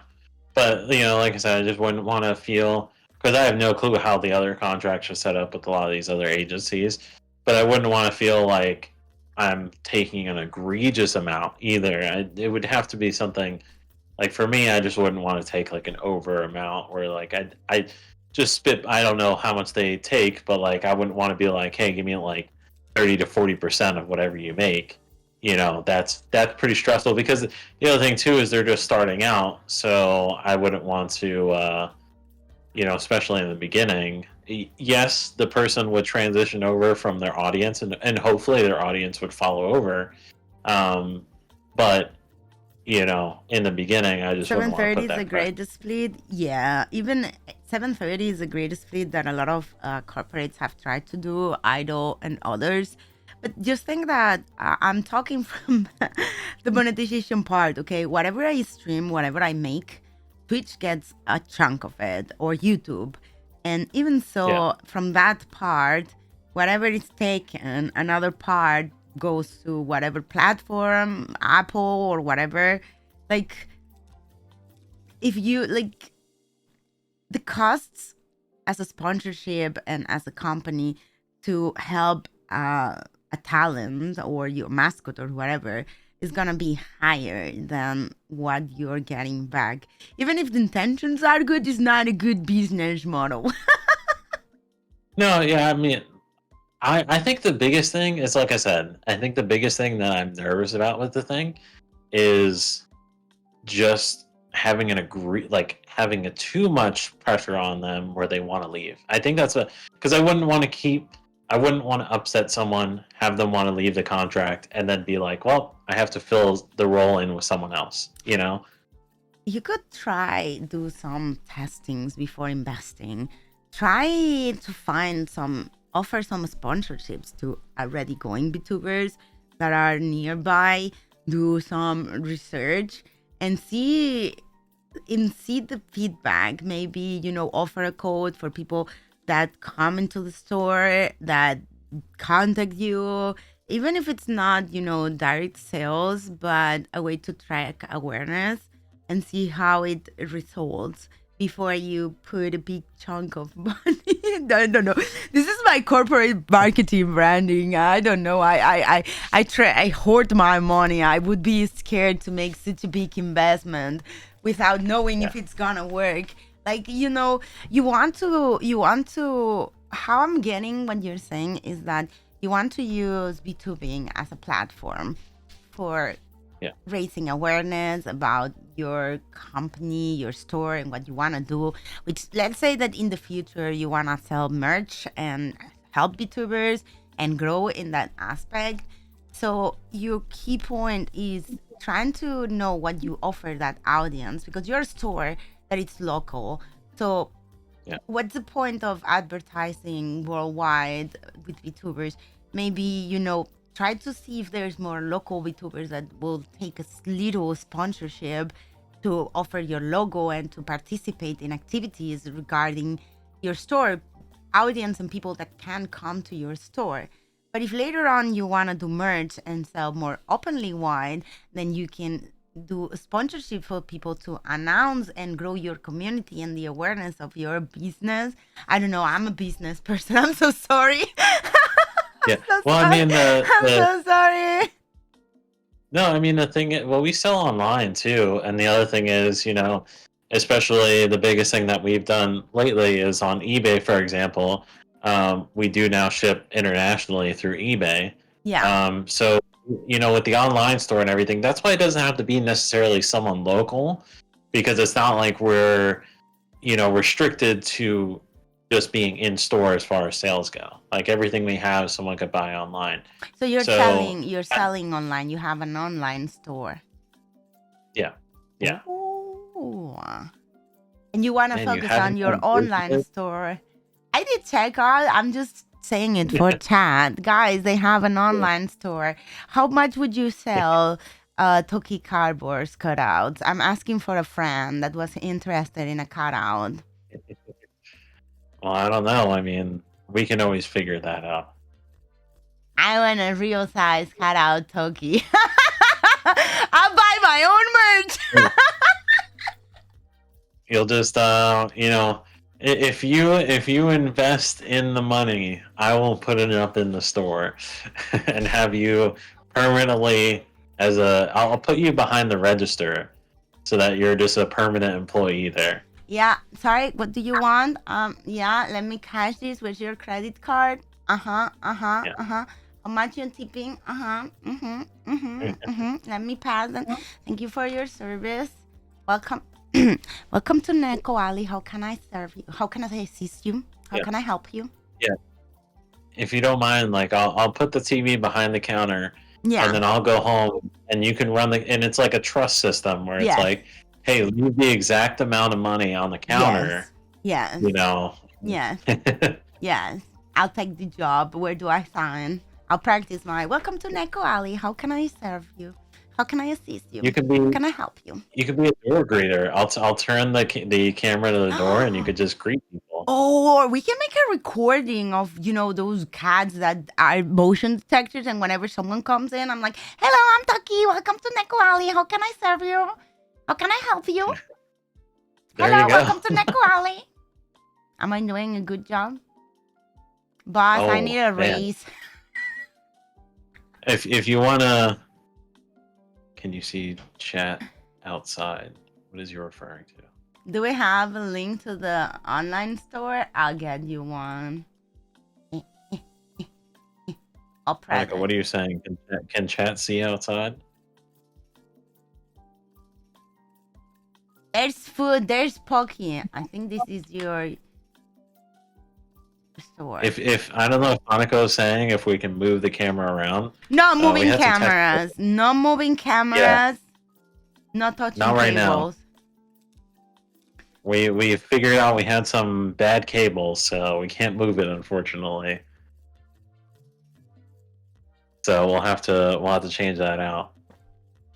I want Toki merch in stock. I would do that. If I could figure out with people like how to do that, I would definitely. I want my put that. These jacket. Let's make these jacket real. That would be cool. I love I want to get custom merch like that, like techwear like that. I love techwear. My mask as well. I want the electric sparkles as well. We could do it. We could figure it out. I'm sure we could. Set a kettle with Toki's face on it? No! Yes. We'll get that in the works. We'll add it to the list too. What, did you link food? Because I like food. And find whatever you want. I think that having VTuber merch would be really cool. Yeah.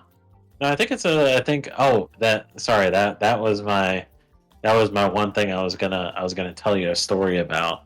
So I don't want to throw out any names. But how you were talking about advertising. Yes. I had reached out to it when I first started this. This is before I met everyone else. When I first started this, I reached out to a certain agency, and I had asked that agency. There's a certain VTuber that I wanted to work with. Now this was before she is a bigger size VTuber. Yeah. And I was very bold on reaching out and asking about it. And they go, well, we can work on a 30-second video that you can play in your store and on your social media. And that will cost you $10,000. Wow, you were right on the head on that one. Yeah. It would be $10,000 a month too. Yeah. That's how much you pay for image branding of big people, yeah. Is that a kettle? Oh no, it's a water. I feel like I missed something. Am I missing something? Because my chat is really stubborn about me warming up my water in my microwave to make tea, and they say I'm savage. So when Emily asked me about my hot take, I said warming water in the microwave, it's okay. Every time that I say microwave water for tea, my chat goes full on pitchforks and witch hunting. I mean, I do that sometimes too. I mean, I don't have a kettle at home, so if you want to eat it. See, guys, it's not that bad. Well, I don't know if Emily said she actually microwaves her eggs. Wait, no, you don't. No, that's no. Russ does. You want to know why I say that? Because when I first met him, I had to teach him how to chop an onion. We've been together 10 years. Just want to point this out. It's been a long time. But I had to teach him how to chop an onion. I had to teach him how to cook eggs because he was cooking eggs in a microwave. I had to teach him what temperature chicken is supposed to be cooked at, because otherwise it's, in the words of Gordon Ramsay, fucking raw. Listen, let me defend myself as far as this take goes. It's okay. Microwaving an egg. You don't have to. No, don't keep talking. No. No. Listen. Listen. Microwaving an egg is worse. It is a lot faster to do. I'm just gonna leave it at that. What? I mean, no. You just put the pan, put a little bit of oil, you put the egg, and you get a sunny side egg. It just takes 2 minutes. No, listen. Yeah, ready for this? So you have to take I'm not ready for this. You have to put the oil in, you got to make the egg, and then you got to put it into another plate, versus I can just use the same bowl and just scramble it, microwave for 30 seconds. Boom. It's worse but quicker. I'm sorry. No. I'm a foodie. I'm a person of foods that you are not allowed near eggs ever. Not allowed to touch an egg ever again. Well, at least I tell Emily I know how to make street corn, so. Oh. I'm gonna say this because I can.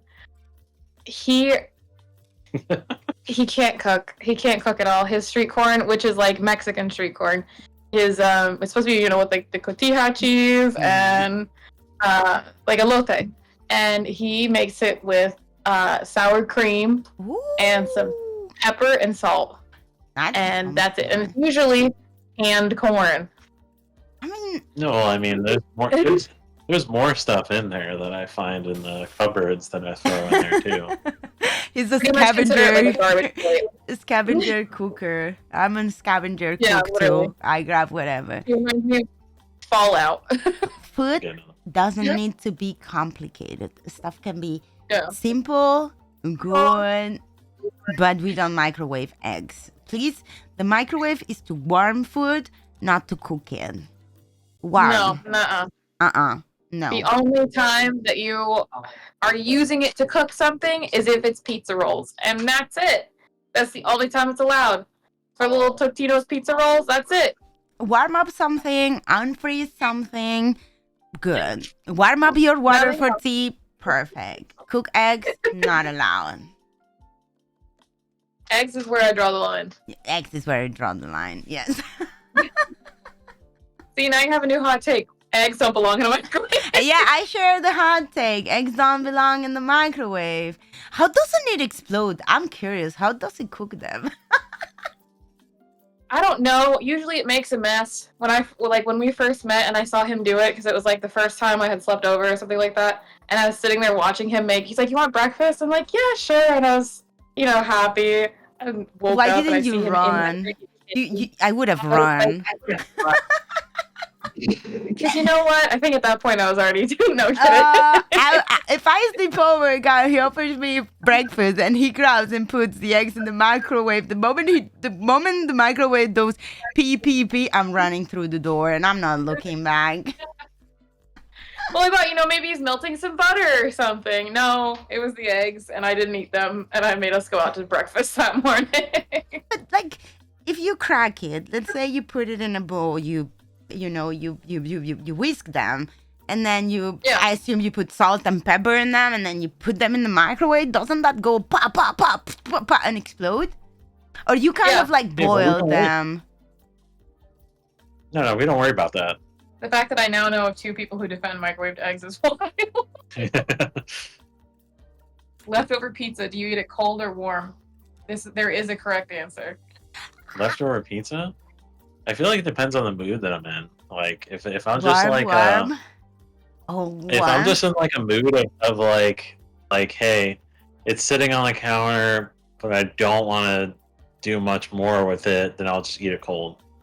I won't eat it. Listen, I won't eat it if it's been in the fridge, or it's been sitting out for a day, which would be crazy because I don't do that. But if it was in the fridge, I would not eat it cold. I would warm it up.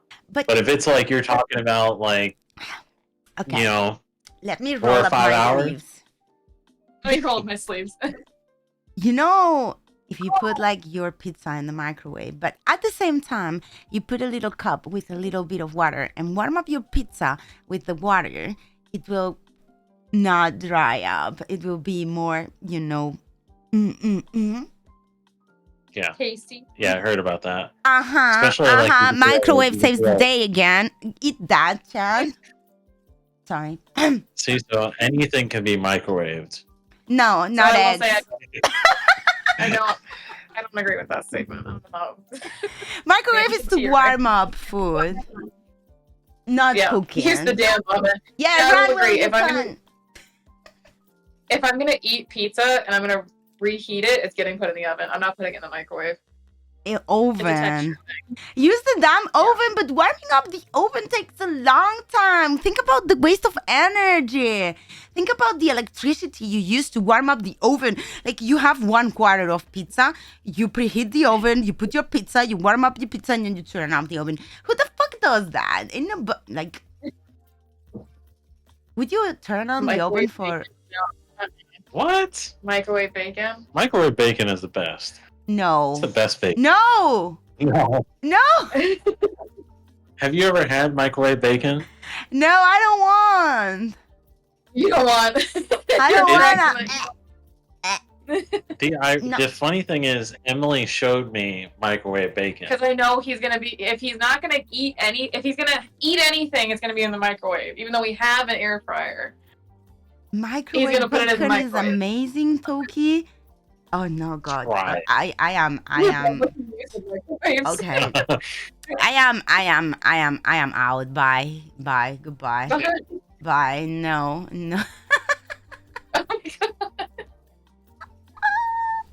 Let me see. What's another? Why would you microwave your bacon? You guys don't have pans in the US? Yeah, we do. It's because he doesn't want to use one and make a dish dirty. Yeah, but then you gotta wash it. Like that's a lot of work. Then make salads. Salads. Yeah, literally.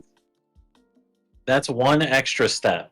If I have to pull out a pan, that's one extra step. And that's more thinking too. If I put it in the microwave, I just type in a number and it does it for me. I don't gotta be like, hey, I gotta flip it or But something. it tastes disgusting. No. I could make a whole meal. I could make a whole breakfast. And you know that stupid cookbook that was running around on the internet, like single meals for one in the microwave? That's what Russ is into. What I am more surprised about is that he said the full sentence with the head straight and very proud of himself. I can cook an entire meal on the microwave. Yeah. He's confident. I just... I'm flabbergasted. Like, like when I'm trying to warm up something in the microwave, it only warms the outside of the plate. So I need to put it out, move it, put it again so it warms equally. The fact that you're cooking unevenly, oh my God, my brain, like my heart is hurting right now. Like I can think of it now. We can open up a restaurant called The Wave and just everything's microwaved. There you go. And you don't have to sit there and get like a fryer or anything like that. Just we'll get like a couple microwaves. We'll stack them on top of each other. And that's all you need. You don't even need a chef. No. How do you boil your pasta? You can't boil your pasta in the microwave. You can't saute onion or no. I wanna cry. Yeah. You can cook pasta in a microwave. No. Incorrect. No. Can we make a hot take? Florida man cooks everything in the microwave. No. That's how I go out of business. They're like, man, these hot takes are they're too bad. We can't support this man anymore. Every Italian is in pain right now. It's you can't. I feel. I'm not even Italian. Oh man, you want to hear something funny? Speaking of that, so my mom is she is a very how would you say, like a very outspoken person. Yeah. So we went to her mind with any fervor that she can have. So we went to Italy, and I remember going there, and we were going to like a really famous pizza place, and it was supposed to be like the best, around. My mom ate it and goes, "Man, this is nothing like New York pizza. They definitely do it better." Saying it right to the person's face and everything. Okay. I have to say, in your mom's defense, Italian pizza dough can be very big and very chunky. I'm more of a thin, crusty pizza person. So it depends what you're used to and what's locally available to you. You guys change pizza a lot. We Spanish people change pizza a lot compared to Italians. I sometimes would prefer mine over, their pizza. But don't tell Italians because they will scream at me. Which is fair, but I do also have to point out his mom is half Italian. So the best part is that she, for holidays, makes lasagna sometimes. And in the microwave? Whoever to bed. No, thank God, because I have come over after a few holidays and been like, I beg you, you need to actually cook this. One year she served raw chicken, and I was like, no. Had to take care of Christmas dinner that day. Then another Christmas she made lasagna, and we said no raisins because she loves to put raisins in every and any pasta that exists. Yeah. And I'm like, it's disgusting. It is awful.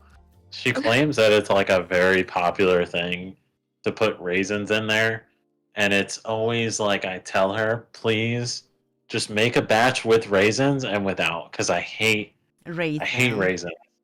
I hate It's raisins too. disgusting.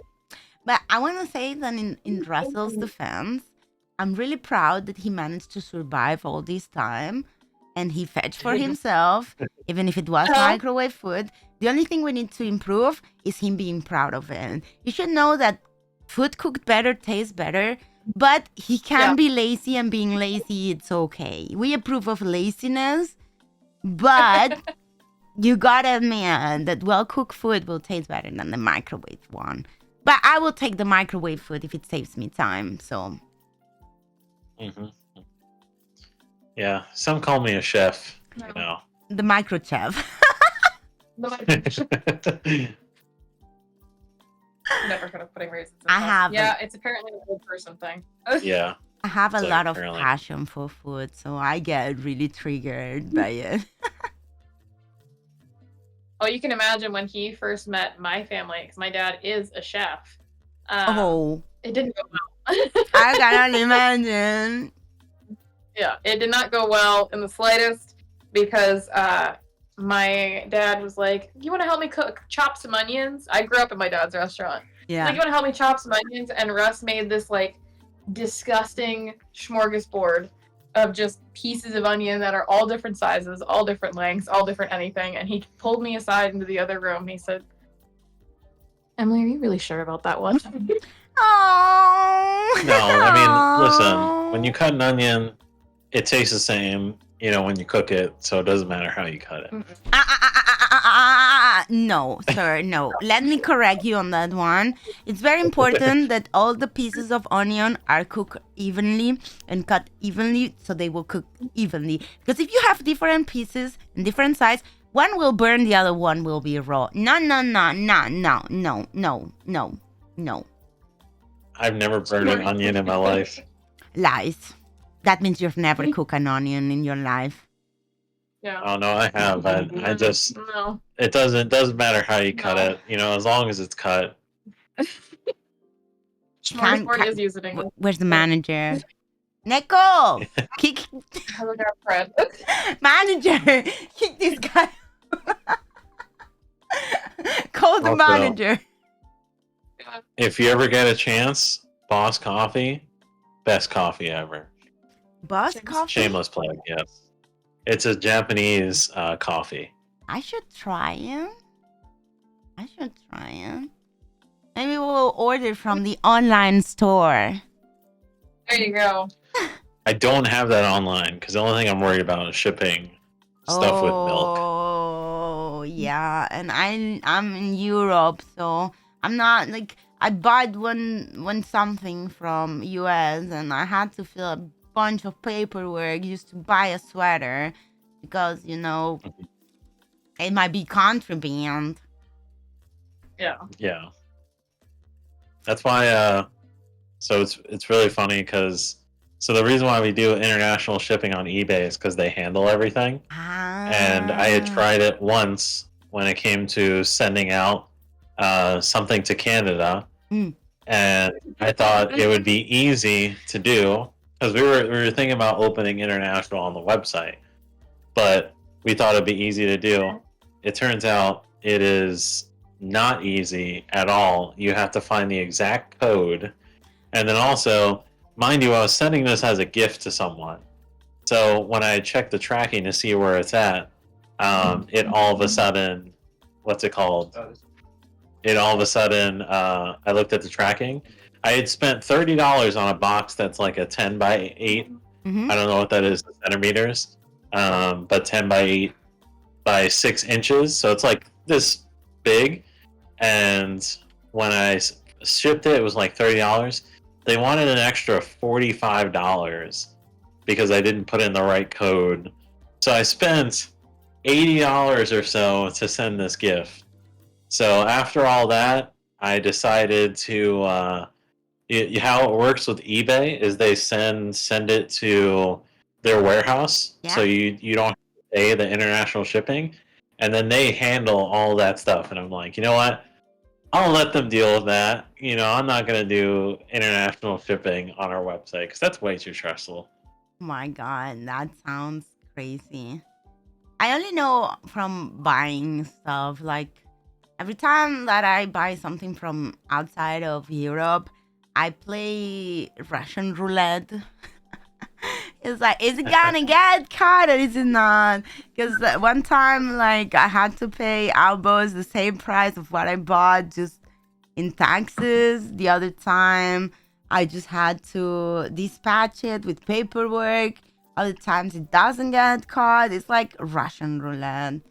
And a lot of times, Yeah. they don't ship here. Like, there was one time, call me crazy. I wanted to buy nail polish from Holo Taco, which is, someone I who know what that is. you know Holo Taco, right? But they don't Yeah, of ship to course. Spain, okay? So there I Yeah. was, and I was like, my friend from Hungary said, ship it to me, and then I will ship it to you. So I ship it to my friend in Hungary, but then he couldn't ship it to me because the liquids could not go through air. So we tried multiple different shipping, and by the end, I end up when I went over there to visit them, I end up bringing it with me. But now my top code it's gone. So I wanna buy more, but it doesn't ship to Spain. So I know I can't ship it to a friend unless I'm shipping to a friend that I'm about to visit. So it's like. I have Holo Taco nail polish. I have like all the glitter and stuff. I spend more than what I'm proud of, but I have to say that the one code black hashtag not sponsored is one code black, and it's worth investment. I think they ship to France, Toki. Yeah, but I don't live in France. I live in Spain. They don't ship to Spain. I don't know why. I'm not taking a day trip just to go over to France to pick up the freaking package. You wanna pick my nail polish, Gary? Should we make a purchasing together? You can give it to Dara. We should make a meeting. Like I'm happy you know Holo Taco, okay? When I talk about Holo Taco and nobody knows it, I'm like, yeah, I love Holo Taco. What can I say? I don't know anything about that. The nail polish company. Yeah, but the girl. That's what I'm saying. Yeah, I followed She's the girl. fantastic. Yeah, I followed the girl before she made Holo Taco, and I never used to do my nails, but she was just funny, and I like. Yeah. She was just funny. So. I found her after the 100 layers of whatever. Oh, just 'cause I nail was like, polish. oh, Yes, man, I that used to sounds watch so her before that. I used to watch her before that, and when she made Holo Taco, I was like, you know what? Maybe I've been watching her for these many years. I haven't spent a single cent on them. Maybe could, put my little grain of support and buy the nail polish because the glitter nail polish and the unicorn flaky look very cute. So I did that, but it took me a year to get my Holo Taco nail polish. You're like, this sucks, but I'm gonna support. I gotta support. Yeah, I'm very proud of my Holo Taco nail polish. I still have it in the box. The packaging is super cute and it's super worth it. Like, it's worth it. I will say there's a candy company in the UK that I want to get a bag from so bad. I got one bag from them because my friends and I just kind of like slapped together just a giant group order. Mm-hmm. So we're like, you know what? If we're gonna get this candy, we're gonna get a ton of it. We're gonna get like the 2-3 kilo bags. Like, we're gonna go hard. But I want to say it took us like 2 months to get the candy because it was just sitting in customs forever, and I was just like, I keep thinking about it, and I'm like, do I get? It's from the. I don't know if you've seen them on TikTok, Poppin' Candy. And I was like, I want a bag so bad. I want a bag so bad. It happens to me. Like, I want to buy like the Pop Flex clothes. Pop Flex from Casey. Yeah, I bought like a hoodie and pants some time ago, and I had to pay taxes. It was only 10 euros or so. It was very nice. But the second time that I bought, it's top in customs, and I had to send all the paperwork, and I'm waiting for it. I'm like, why doesn't I understand that little creators cannot have like a Europe-based warehouse, but more common than not, people should have a US warehouse and a European warehouse and separate the stores. so we don't have to pay customs. Like, You could have a US, a Euro, and an Asia warehouse, yes, and those are your yes, options. yes. Critical Role had a Europe store. The first time that I had to buy merch, I bought it from the US store.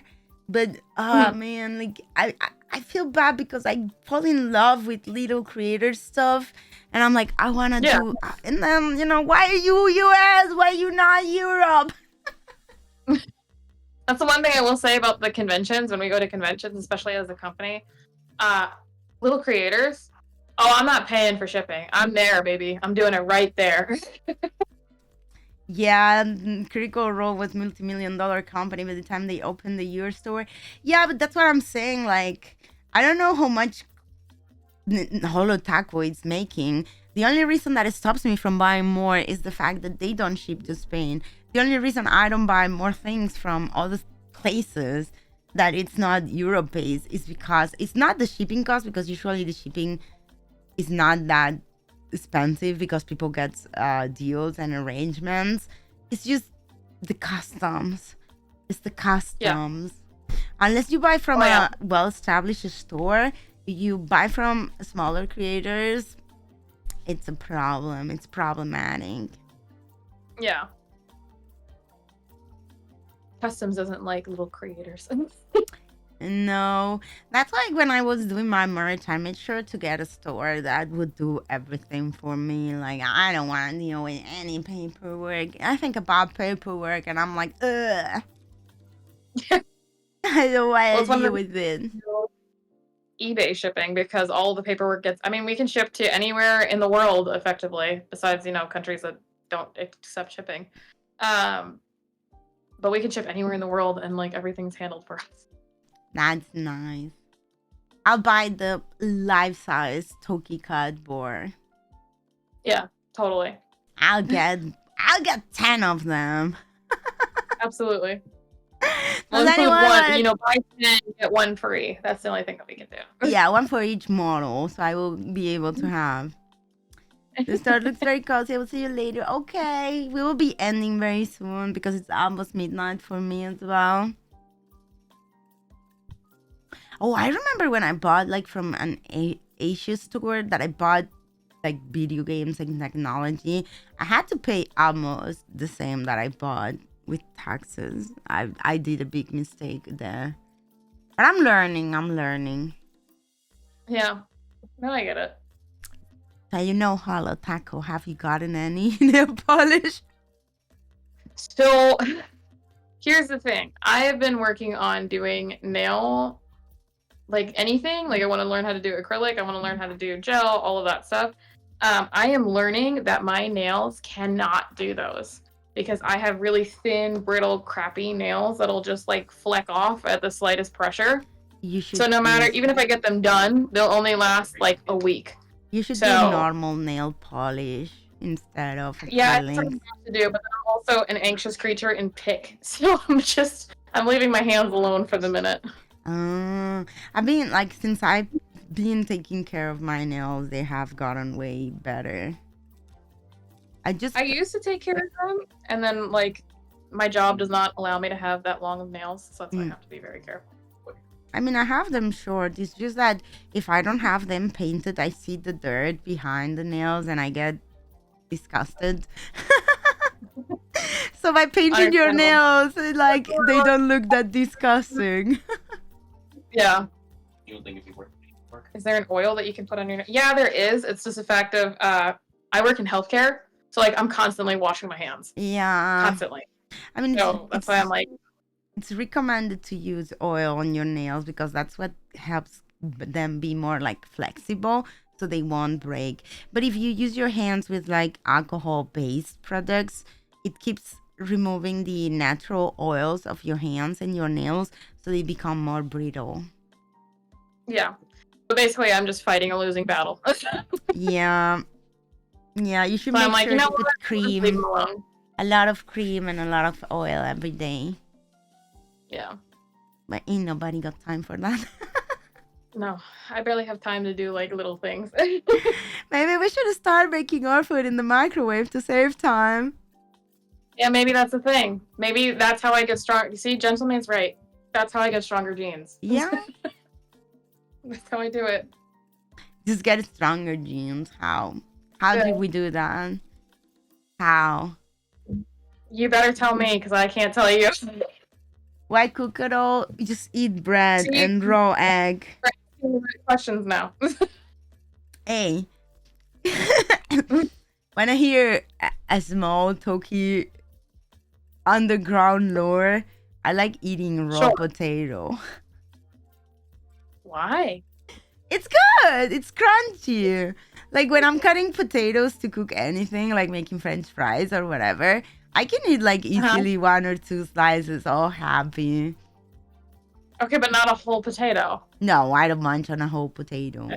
But I Alright. like raw potato. I was about to be like, what on earth are you talking about? Eating raw potato is good. Maybe like, I don't know. I don't see the 1 or 2 slice thing, but you know, I'll give you those 1 or 2 slices. I But eat I the raw. I could don't know eat. about that. The only reason I stop myself is because if I keep eating, I won't have my cooked potato. Yeah. Wait, hold on. Do you just eat the potato like an apple? Like you just pull it out of the bag? No. You know, brush it off a little bit, and then I could, but I don't. I cut the You could. potato and I prepare the potato to cook the potato. Let's say that I'm making fries, so I slice them like French fries, right? But I eat a bunch of slices before I even cook them. I don't know. It sounds like you just might take one out and just eat it like an apple. No, I don't. I wouldn't do that. Raw potato and raw carrot. Raw potato. That sounds like that sounds tough to eat. That sounds really It's tough crunchy. to eat. It's nice.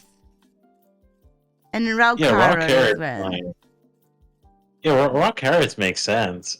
I mean, I'm the opposite. I don't like cooked carrots. I'd rather have them raw. I'd rather have them raw too. Like cooked carrots, like They get every mushy, time I get some of them, yes. oh, I just don't like the taste. The taste is just weird. But raw, they are good. Just peel them off and munch them like you're a rabbit. Austin, you want to say something? Yeah, come on You can in. You can ask anything. Anything. You can ask. I might not answer. Hello. Welcome in.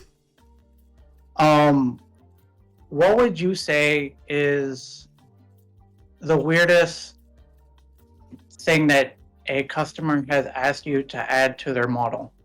Ooh. Weirdest to models, luckily nothing, because my models go on Twitch, so we have to abide by Twitch TOS.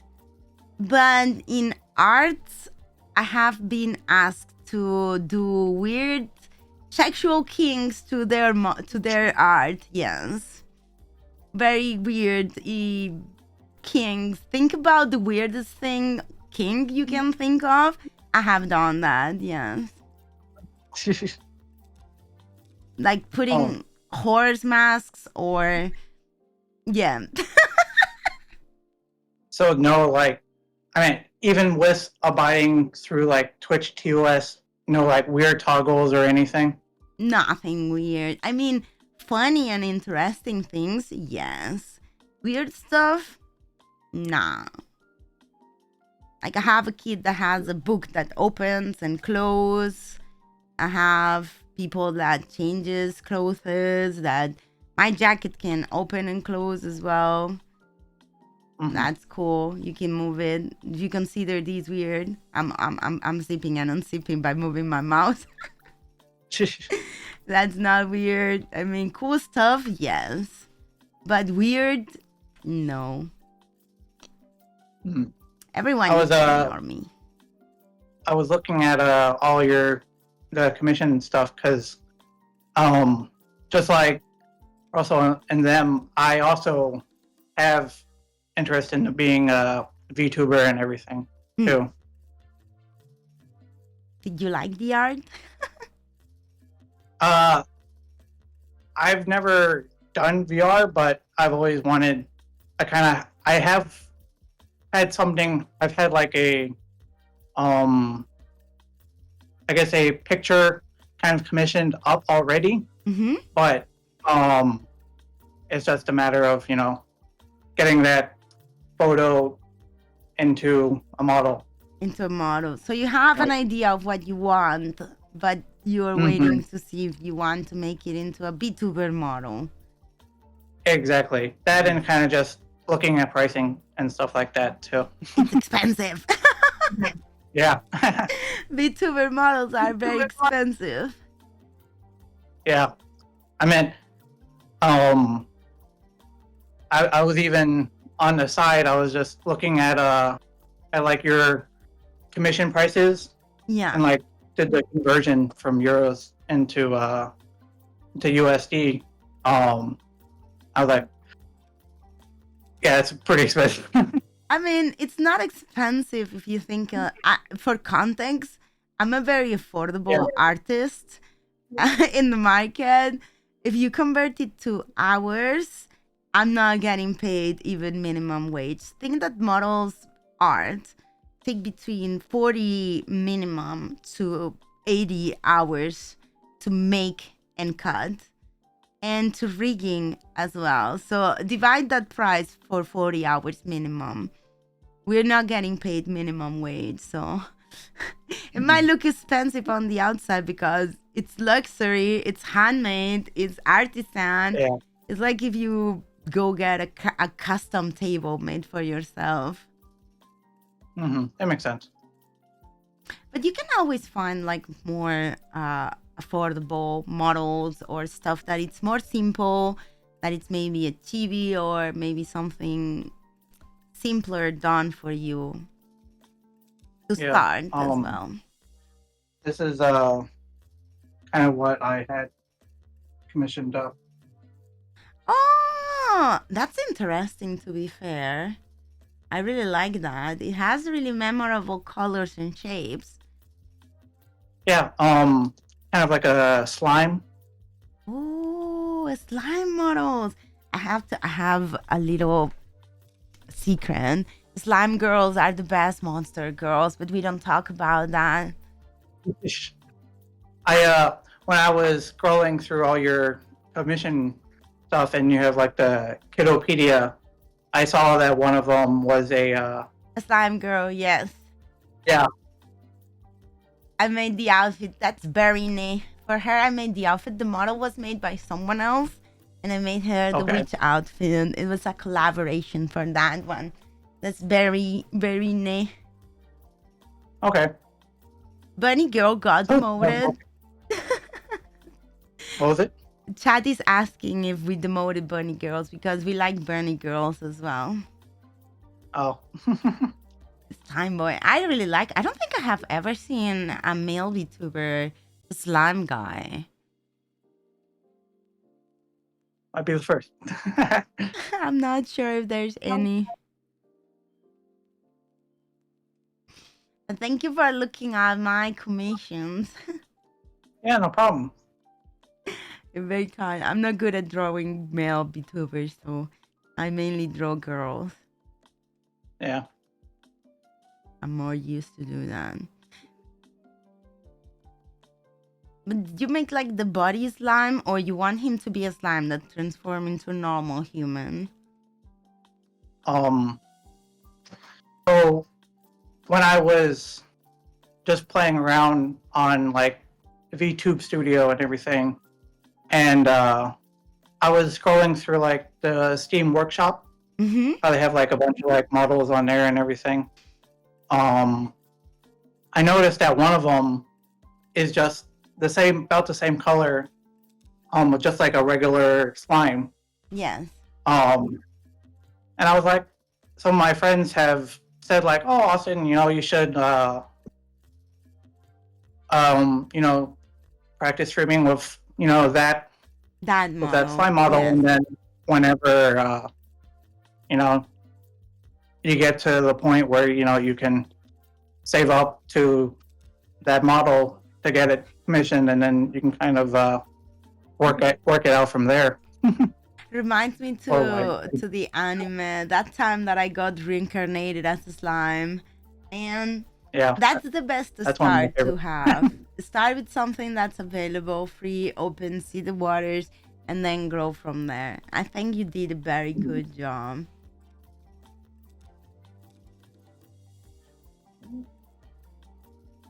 I think that a slime boy would be very interesting.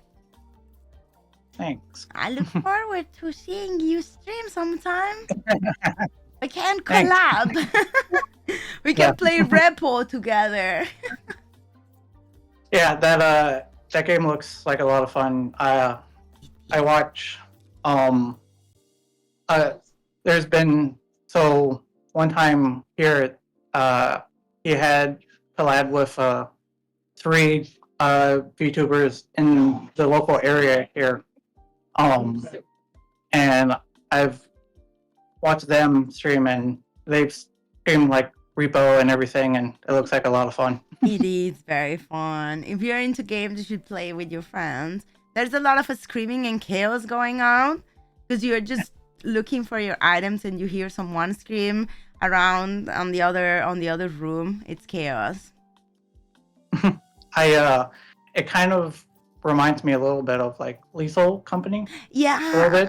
a little bit. It's Little Company but different. So a little bit, no, a lot. It's the same. I'm really happy that they managed to grab a concept and change it enough so it feels like a different game, but it's the same game. I like that. I like it. Don't fix something that ain't broken. The concept is the same, but it's just great. You said you were from Spain. Some of my aunts and my grandmother, they were just over there in Spain for a little bit. Which part On like of a- Spain? Do you know? I cannot remember.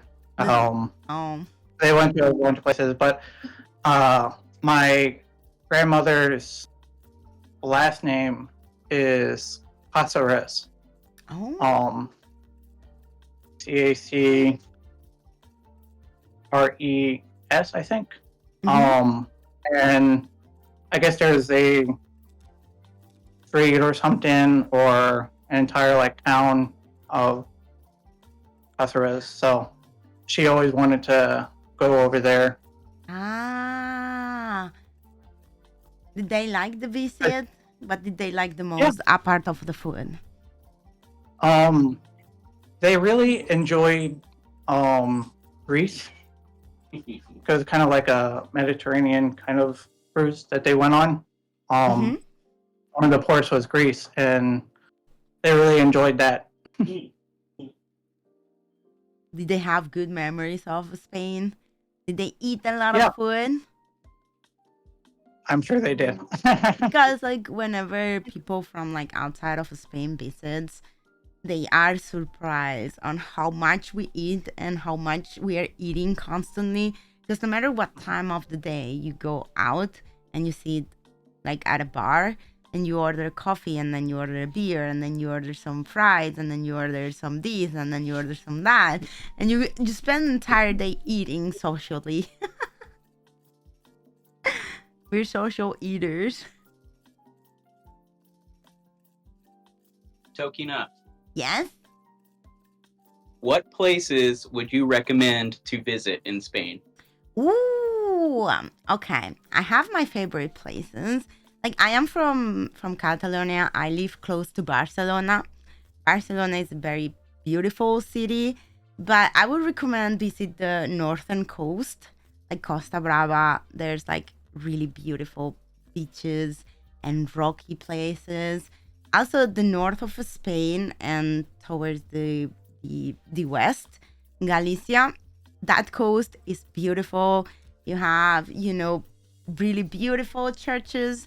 And at the south, I would recommend you to visit Sevilla and the Alhambra and the south. I would, if you visit the center of Spain, it's to eat nice pork.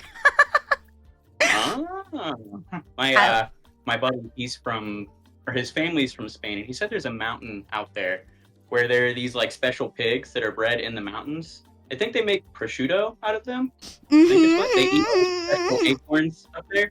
Yeah, Oh, but you're getting excited about that. we make more like here in Spain. We don't make prosciutto. We make like it's similar to prosciutto, but it's called jamón. Jamón ibérico, jamón español, jamón.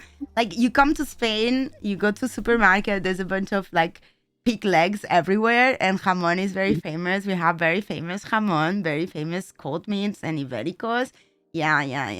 It's very good, and our wine is very good. So what can I say? So they have very good charcuterie boards in Spain. Yes. If I visit people from outside and I'm bringing them goodies, I'm bringing them jamón, I'm bringing them, charcuterie. Yeah, it's expensive. Can you? Oh, so you can't ship us a charcuterie board? That would be super expensive. I don't know. Thank you for the. You don't have to. What about some? You said it's jamón. Jamón ibérico. I'm pretty sure you can buy good jamón over there. It would be more affordable than me shipping in. Dang it. Okay, Come what are on. your favorite places in Europe that you've been to? I mean, I haven't traveled a lot. I loved when I visited the Netherlands. We went to see Oh. Gouda, the town. The tulip fields were very beautiful.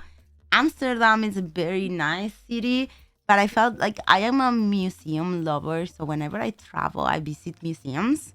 And I love visiting the Bangkok Museum in the Netherlands. Paris, of course, Paris. And I was surprised when I went to Budapest in Hungary. I liked it a lot. And also Dusseldorf in no. Germany.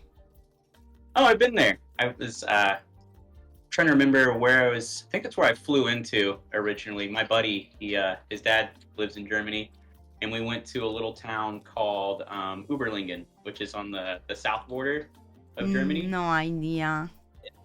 And it was bordering with Switzerland, so it's separated by a river that runs through the two. And I was there for New Year's and like Christmas time, and going to the Christmas markets. Oh man, that was so much fun. I don't know if Spain has a lot of like Christmas markets, but the German Christmas. It's more over there. Like I saw that in Brussels. They have the little stalls where you walk around and it's cold, and they give you warm wine. That's something we don't have. Warm wine with the spices. What the fuck is? Yes. Yeah, I got hammered off that stuff. Granted, Yeah, I was because like you don't 16 expect years- it. Because if you drink warm alcohol, you don't expect it to go like woo. Oh, it hits you a lot faster, and then they mix it with like brown sugar and cinnamon. And, oh Yeah. man, And it smells And then they have- delicious. yeah, and they have like pigs on rotisseries and all this like the stalls and stuff. I didn't see the pigs. Germany has some very good food, especially like if you go to the festivals or like the Christmas festivals and stuff. They have They have some really good bratwurst. food stalls. Yeah, A lot of and then sausages. recently, I'd say somewhat recently, the past year or so, I went to a wedding in France, which Oh, like it was beautiful. It was I flew into to Nice, it's and I drove my first electric vehicle. I rented one there. Worst experience of my life. Would not recommend. Why not? I don't know. Okay, so I rented the vehicle, and it was 2 hours away, the venue that I was driving to. Yeah. And so I drove there, and I'm like, oh, I need to stop and charge somewhere.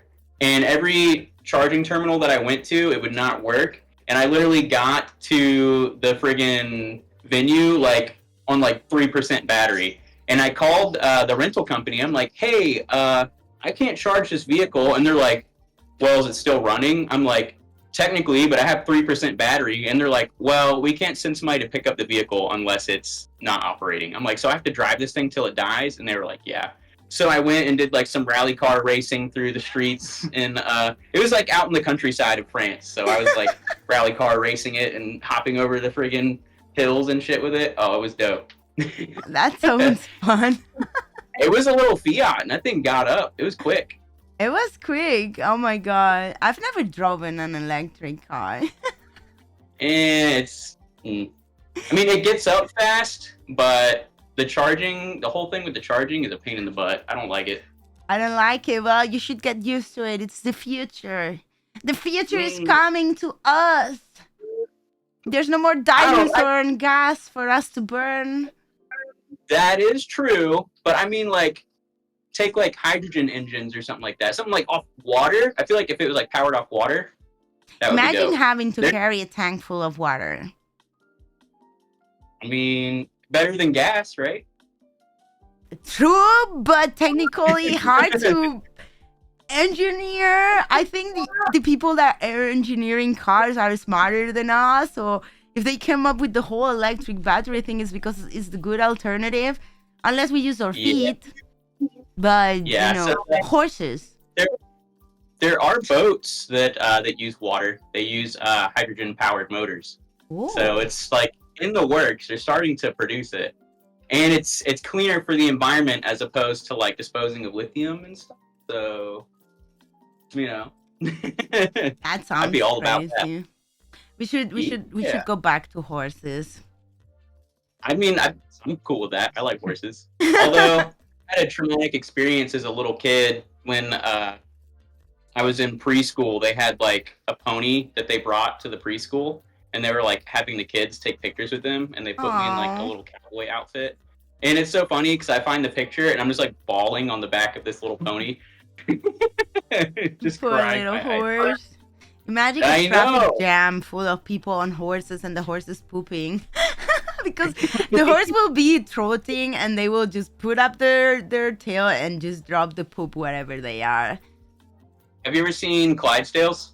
Clydesdales? No, sorry. They're like jumbo friggin' horses, and their poops are equally as jumbo. Yep, those are the Budweiser horses. That sounds terrifying.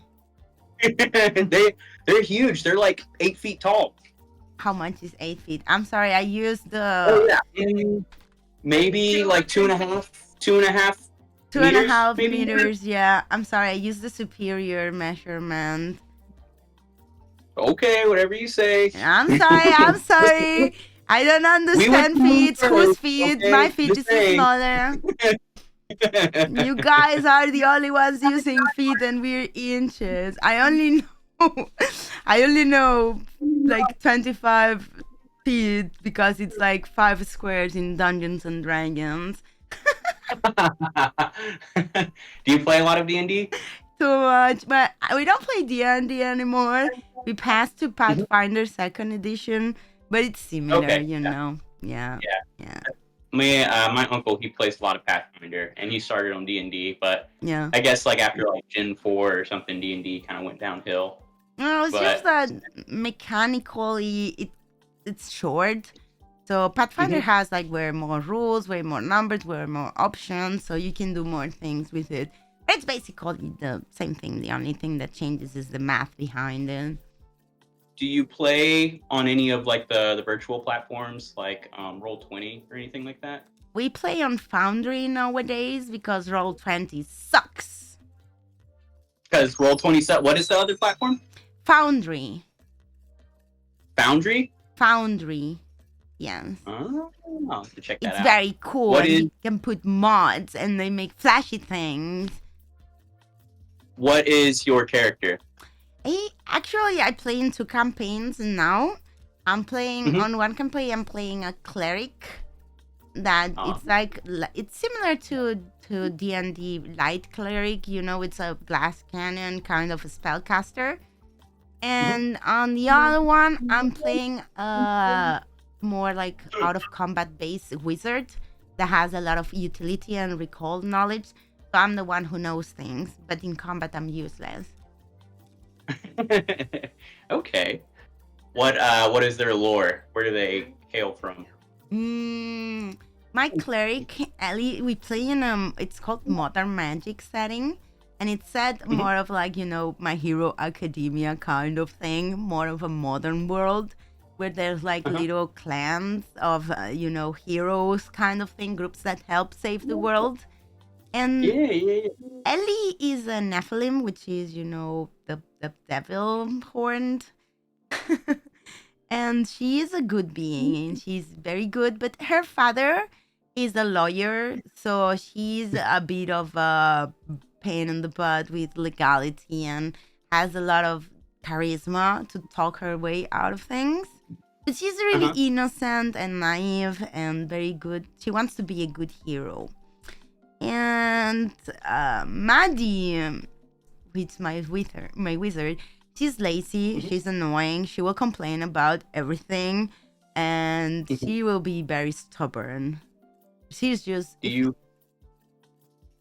Oh, go on. What were you saying? if it doesn't interest her, she will try to walk away. But because she's a halfling, they grab her and carry her like a cat. That's cute. Do you base your characters off of real parts of your persona? Or would you say that you are completely separated from your characters? I always try to make my characters chaotic good with good intentions because it's within my core. And even when you can follow a bit of role play and whatever, when you spend so many hours playing, it's easier for me to make decisions based on the kind of person that I am.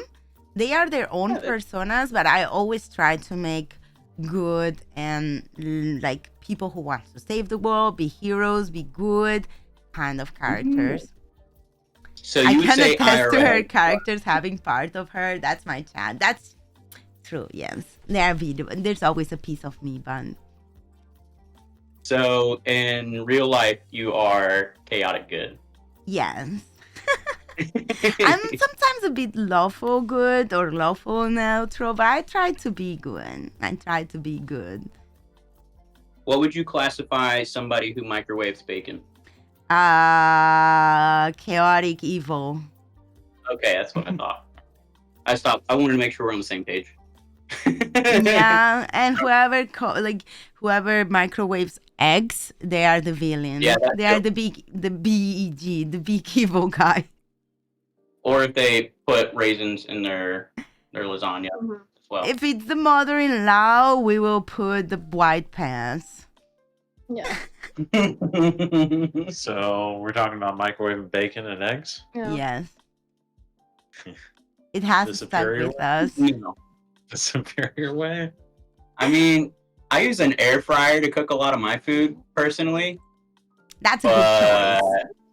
Yeah. Have you ever had air fried chicken wings? No, I don't have an air fryer. I'm poor.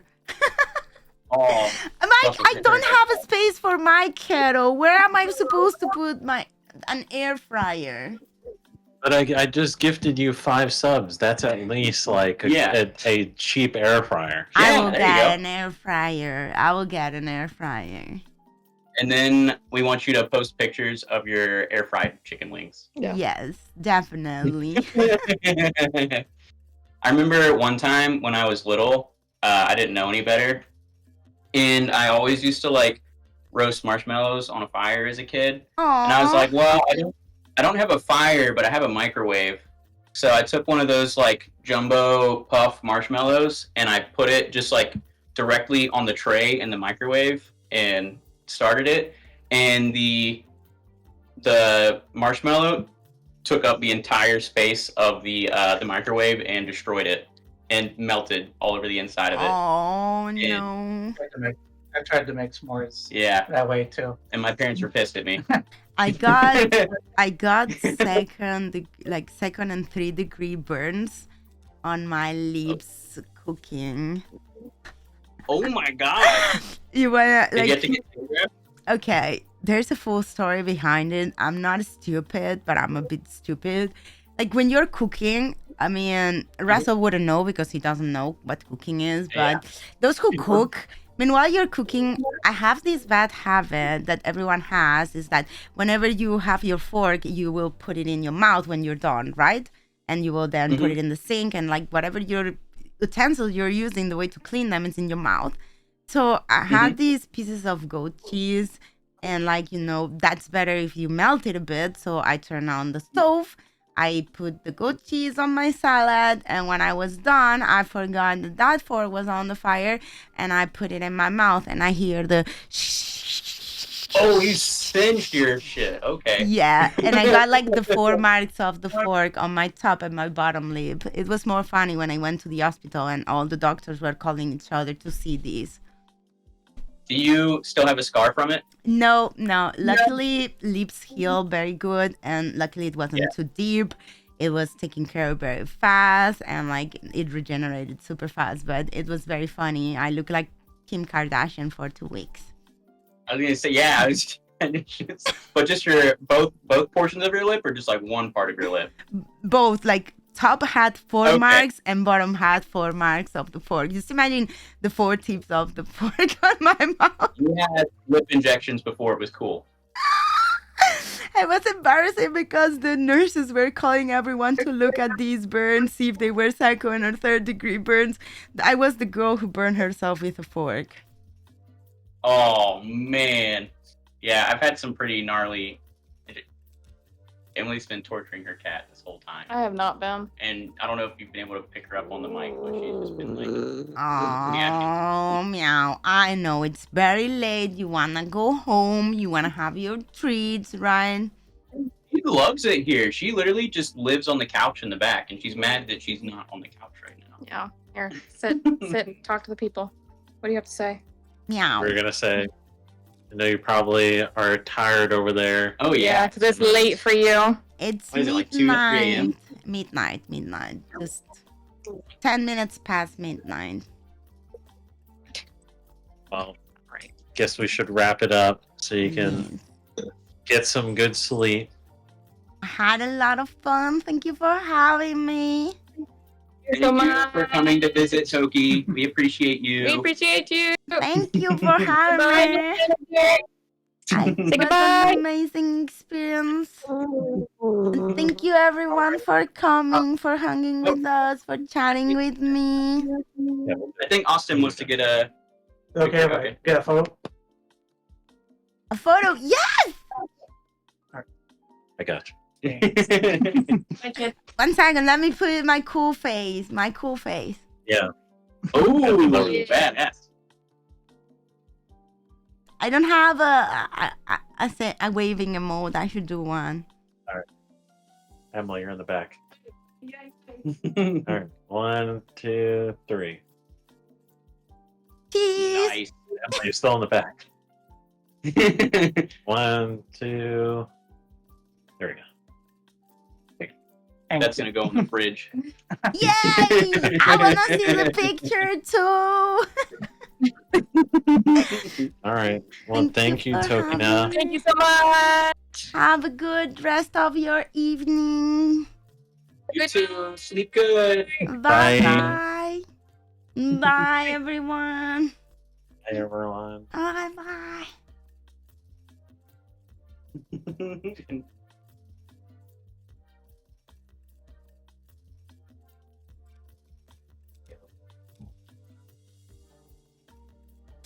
And also send the raid real quick. I hope you guys had fun. Let's send a raid to... I know who is sending a raid to. But thank you everyone for coming and spending some time with Toki. I hope you had funsies. I'll see you guys next time. Bye-bye. Bye.